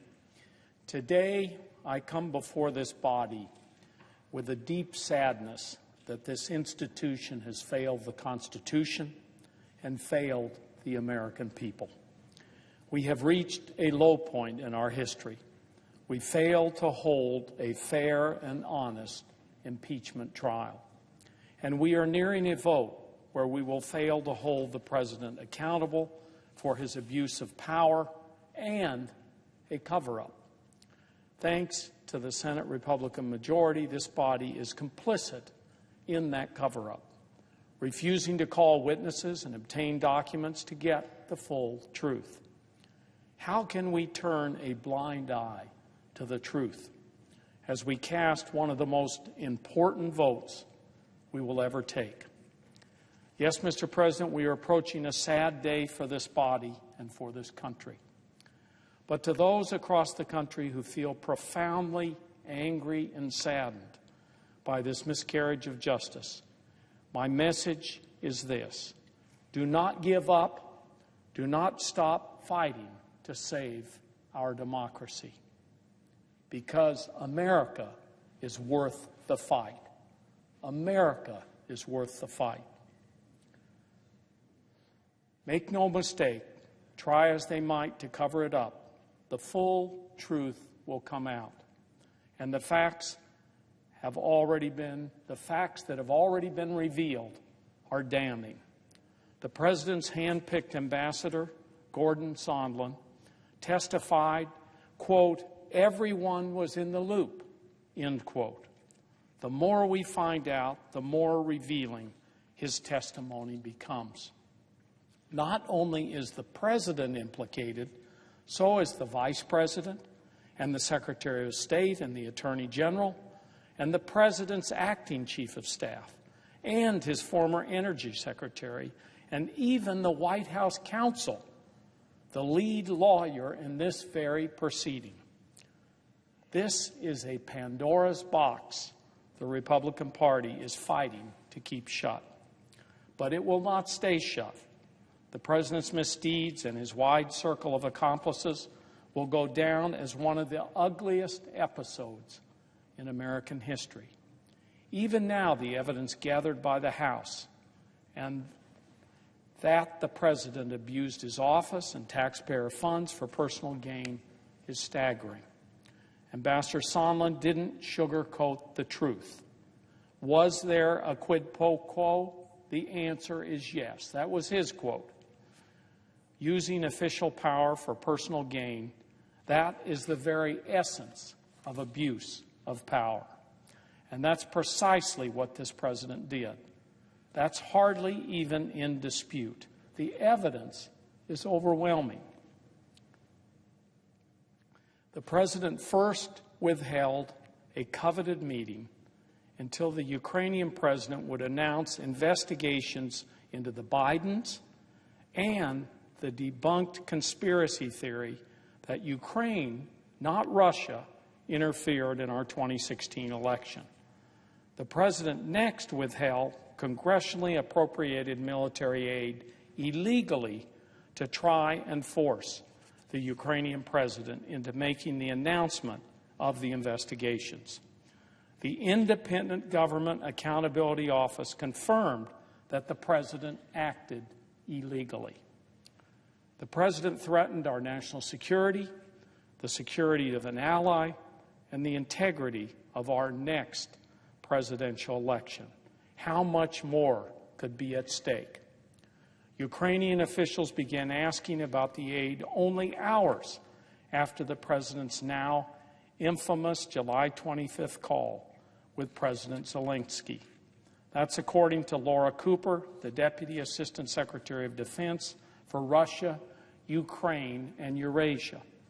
A former Deputy Foreign Minister in Ukraine reports Ukraine knew of the freeze in July, and the whole world knew once the story broke the news on August 28th.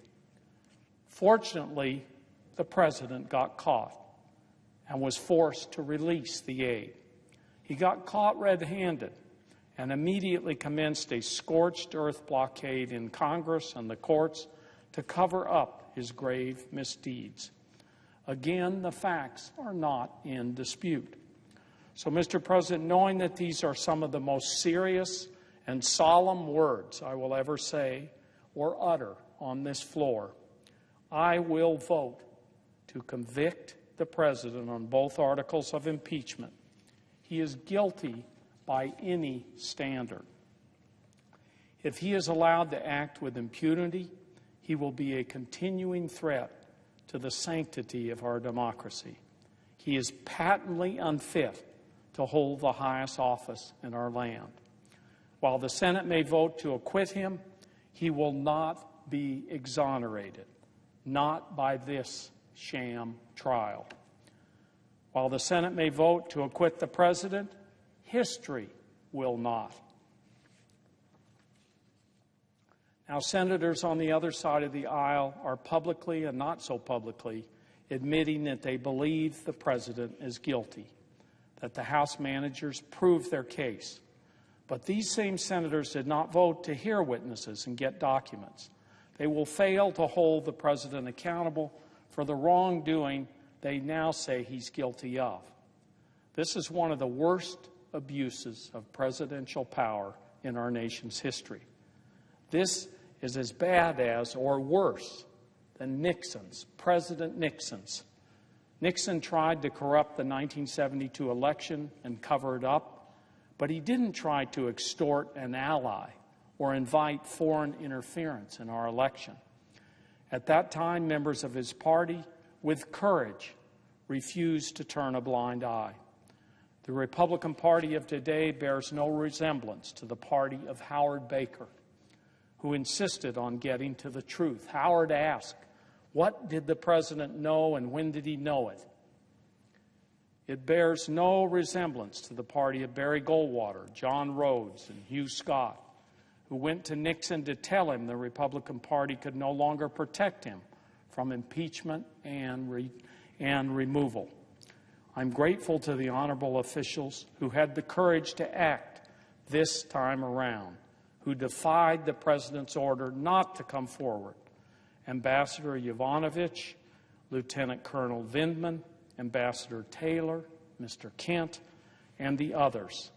They risked their careers and even their personal safety. We should at least show the same courage, because the consequences of failing to hold this president to account could not be graver. The guardrails have been taken off.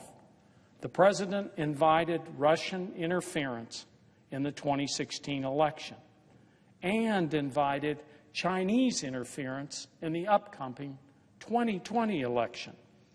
He said on national television he would probably take foreign interference again.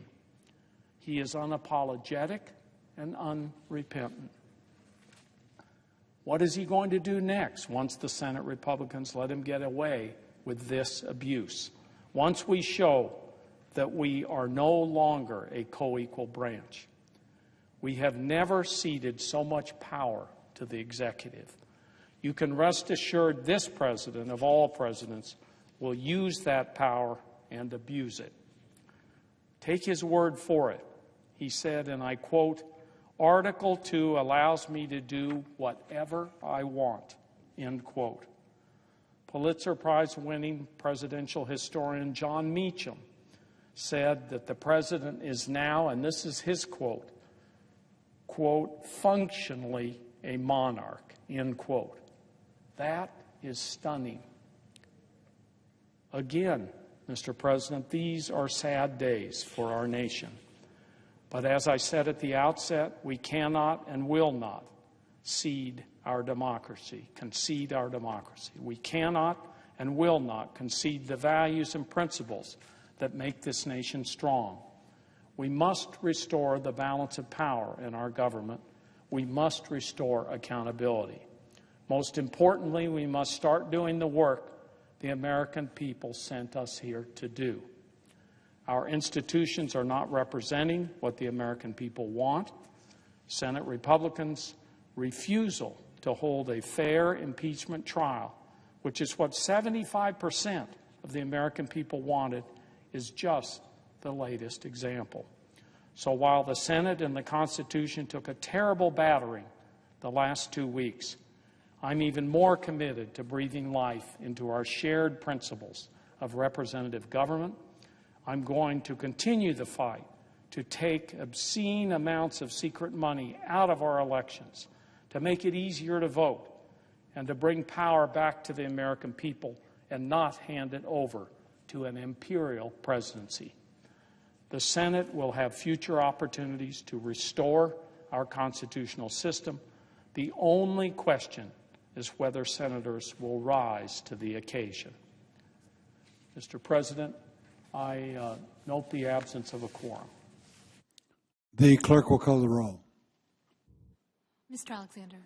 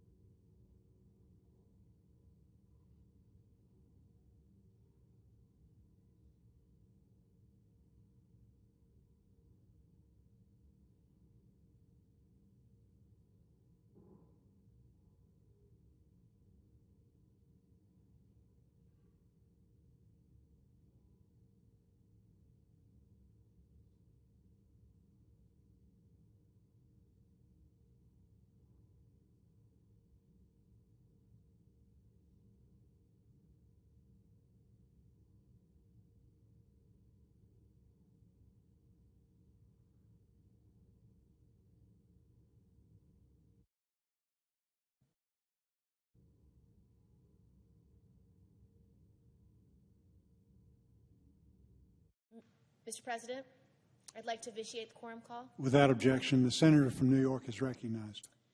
Colleagues, over the past few weeks, we have conducted the third impeachment trial in our entire nation's history for a president.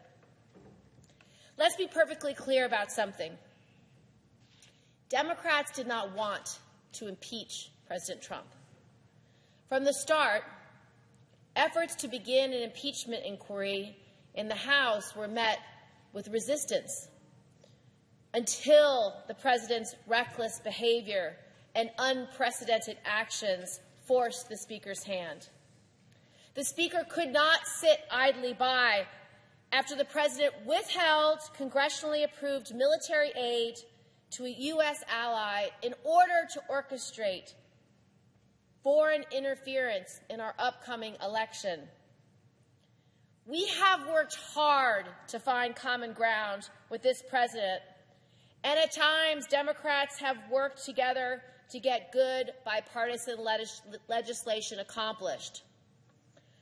But President Trump's brazen misconduct forced this issue. His misdeeds posed a moral challenge to every single member of Congress.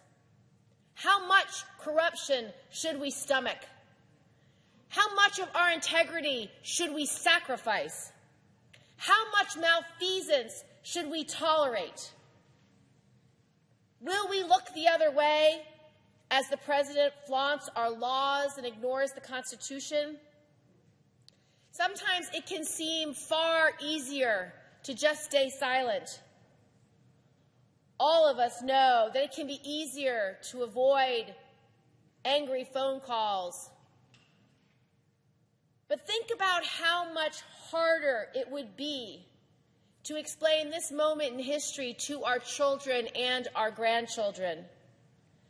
Think about how painful it will be to explain if you knew what President Trump did was wrong and you did nothing.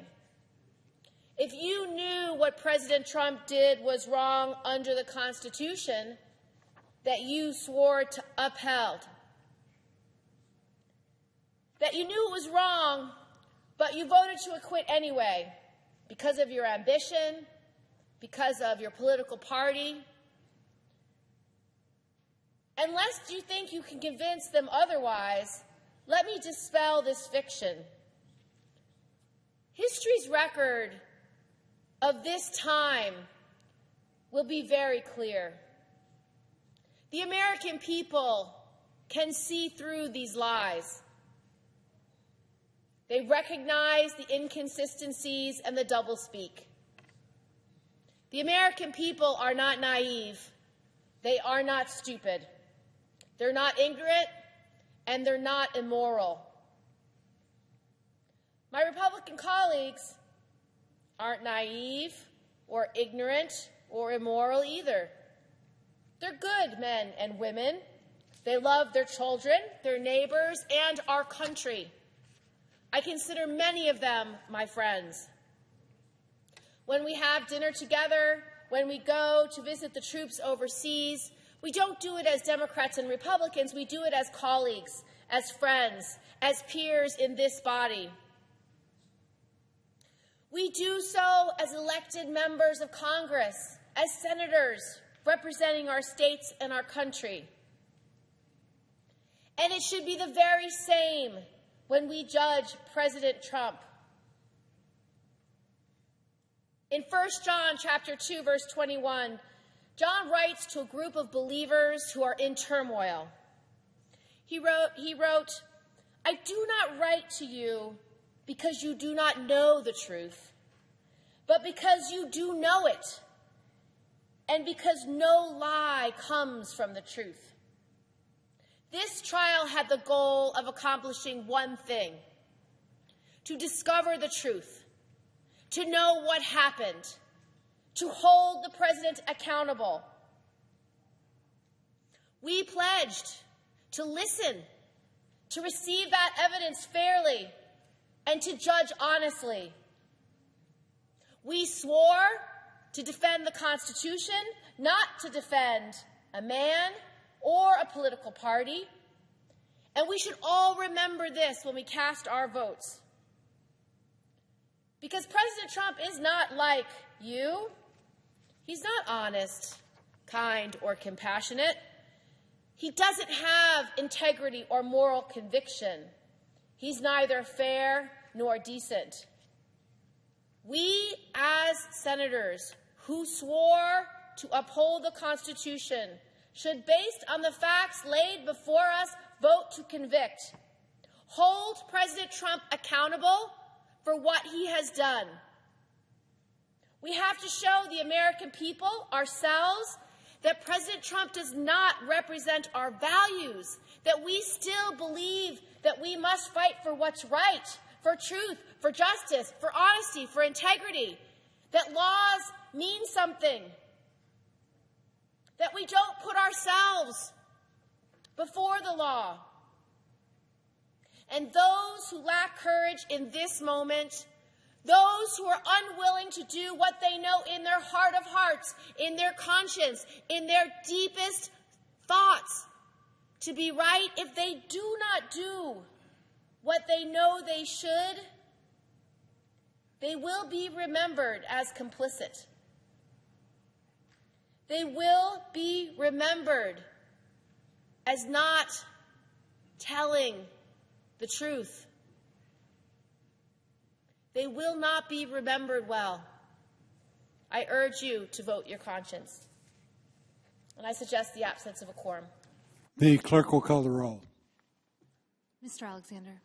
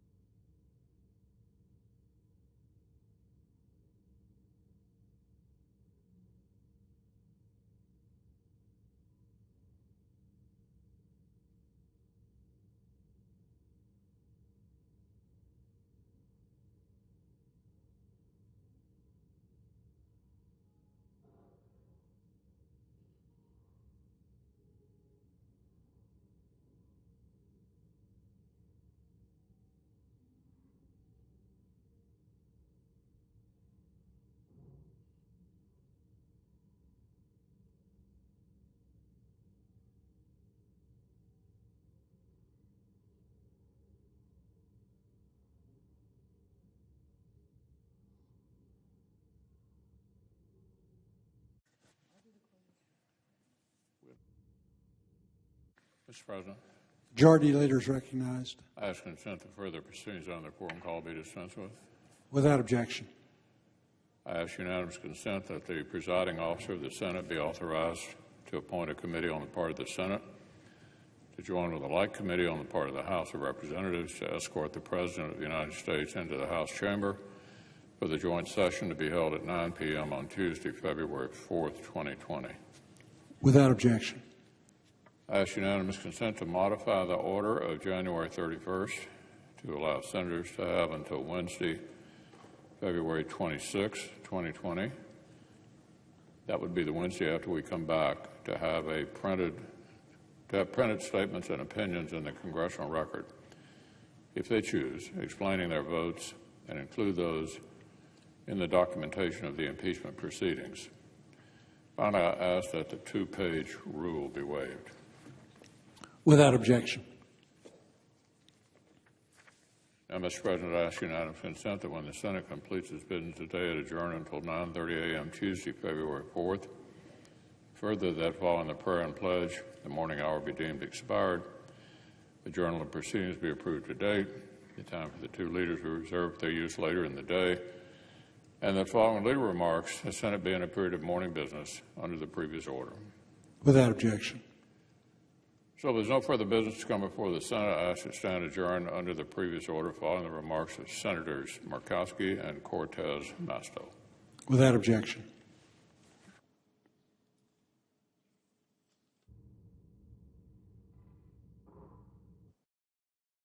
I'm sorry. Clerk will call the roll. Mr. Alexander.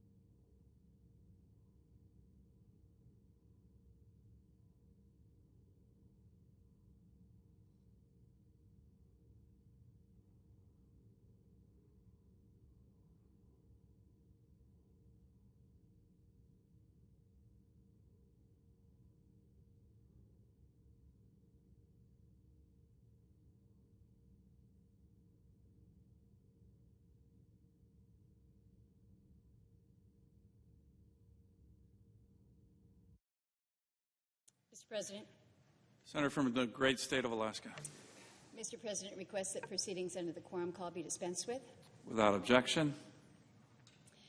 Mr. President, I rise this evening to address the trial of Donald John Trump.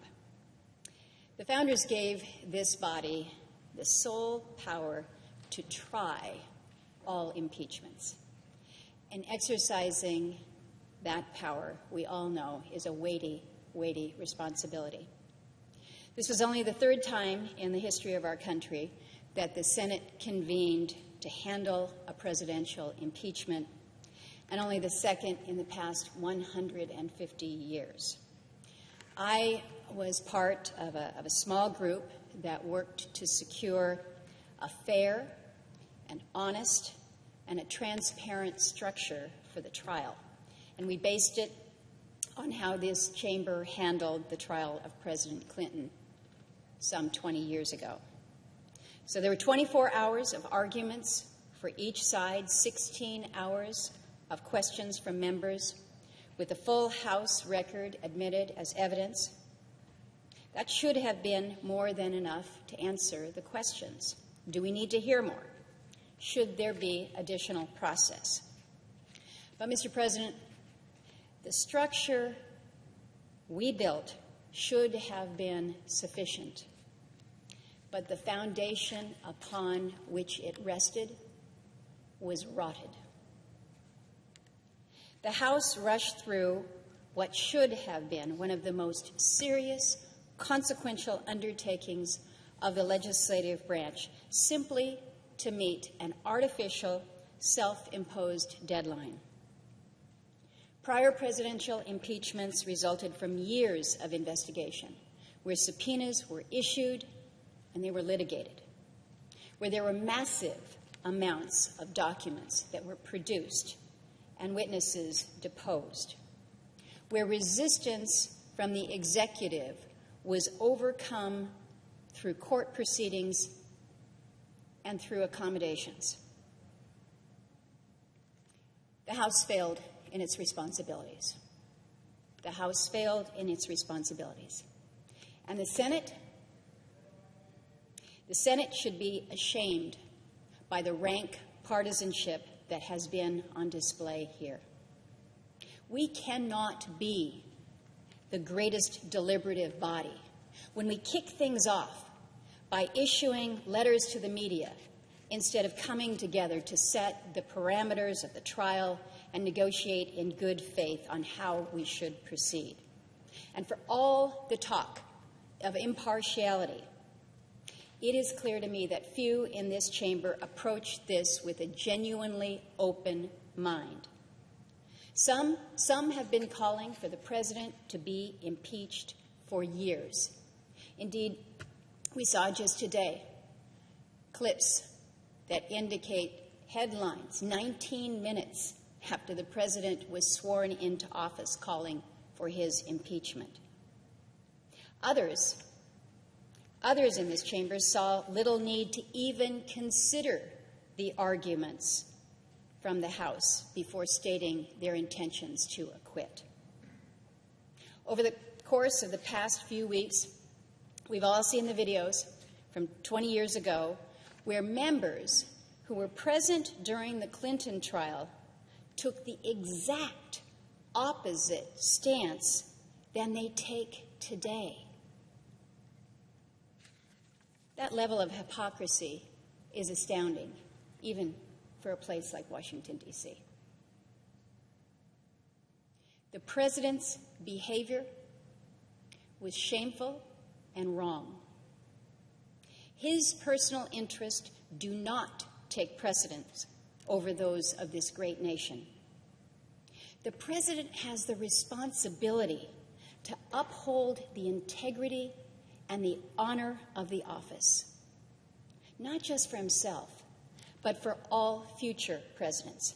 Degrading the office by actions or even name-calling weakens it for future presidents, and it weakens our country.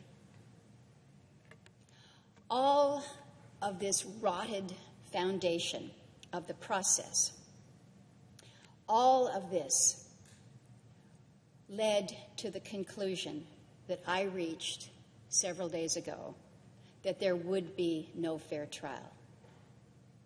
While this trial was held here in this Senate, it was really litigated in the court of public opinion. For half the country, they'd already decided there had been far too much process. They considered the entire impeachment inquiry to be baseless, and they thought that the Senate should have just dismissed the case as soon as it reached us. And then for the other half, no matter how many witnesses were summoned or deposed, no matter how many documents were produced, the only way the trial could have been considered fair was if it resulted in the president's removal from office.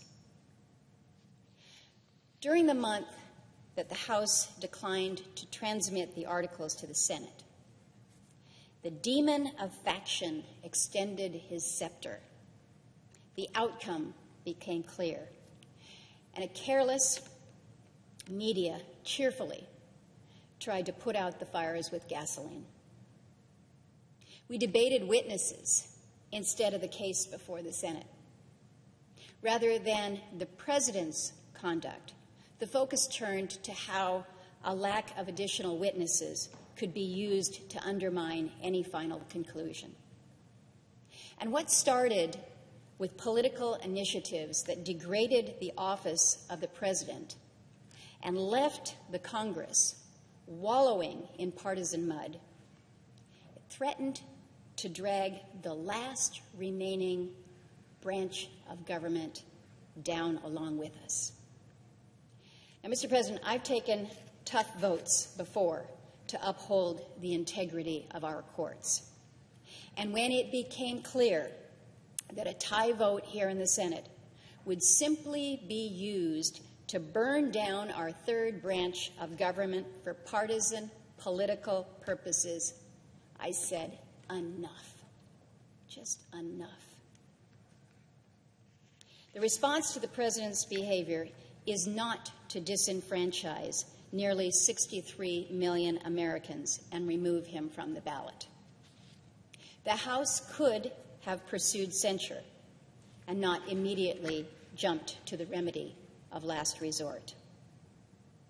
I cannot vote to convict. The Constitution provides for impeachment, but does not demand it in all instances.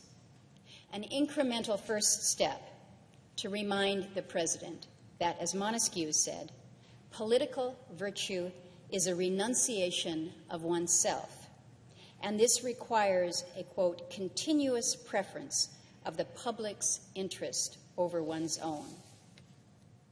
Removal from office and being barred from ever holding another office of honor, trust, or profit under the United States is the political death penalty. The president's name is on ballots that have already been cast. The voters will pronounce a verdict in 9 months, and we must trust their judgment. This process has been the apotheosis of the problem of congressional abdication. Through the refusal to exercise war powers or relinquishing the power of the purse, selective oversight, and an unwillingness to check emergency declarations designed to skirt Congress, we have failed. We have failed time and again. We, as the legislative branch, cannot continue to cede authority to the executive. The question that we must answer, given the intense polarization in our country, is where do we go from here? Where do we go from here? And I wish that I had that magic wand, but sadly I have no definitive answers. But I do have hope, because we must have hope. As I tried to build consensus over the past few weeks, I had many private conversations with colleagues, and so many so many in this chamber share my sadness for the present state of our institutions. It's my hope that we've finally found bottom here, that both sides can look inward and reflect on the apparent willingness that each has to destroy not just each other, but all of the institutions of our government. And for what? Because it may help win an election? At some point, Mr. President, at some point for our country, winning has to be about more than just winning, or we will all lose. With that, Mr. President, I thank you. I yield the floor.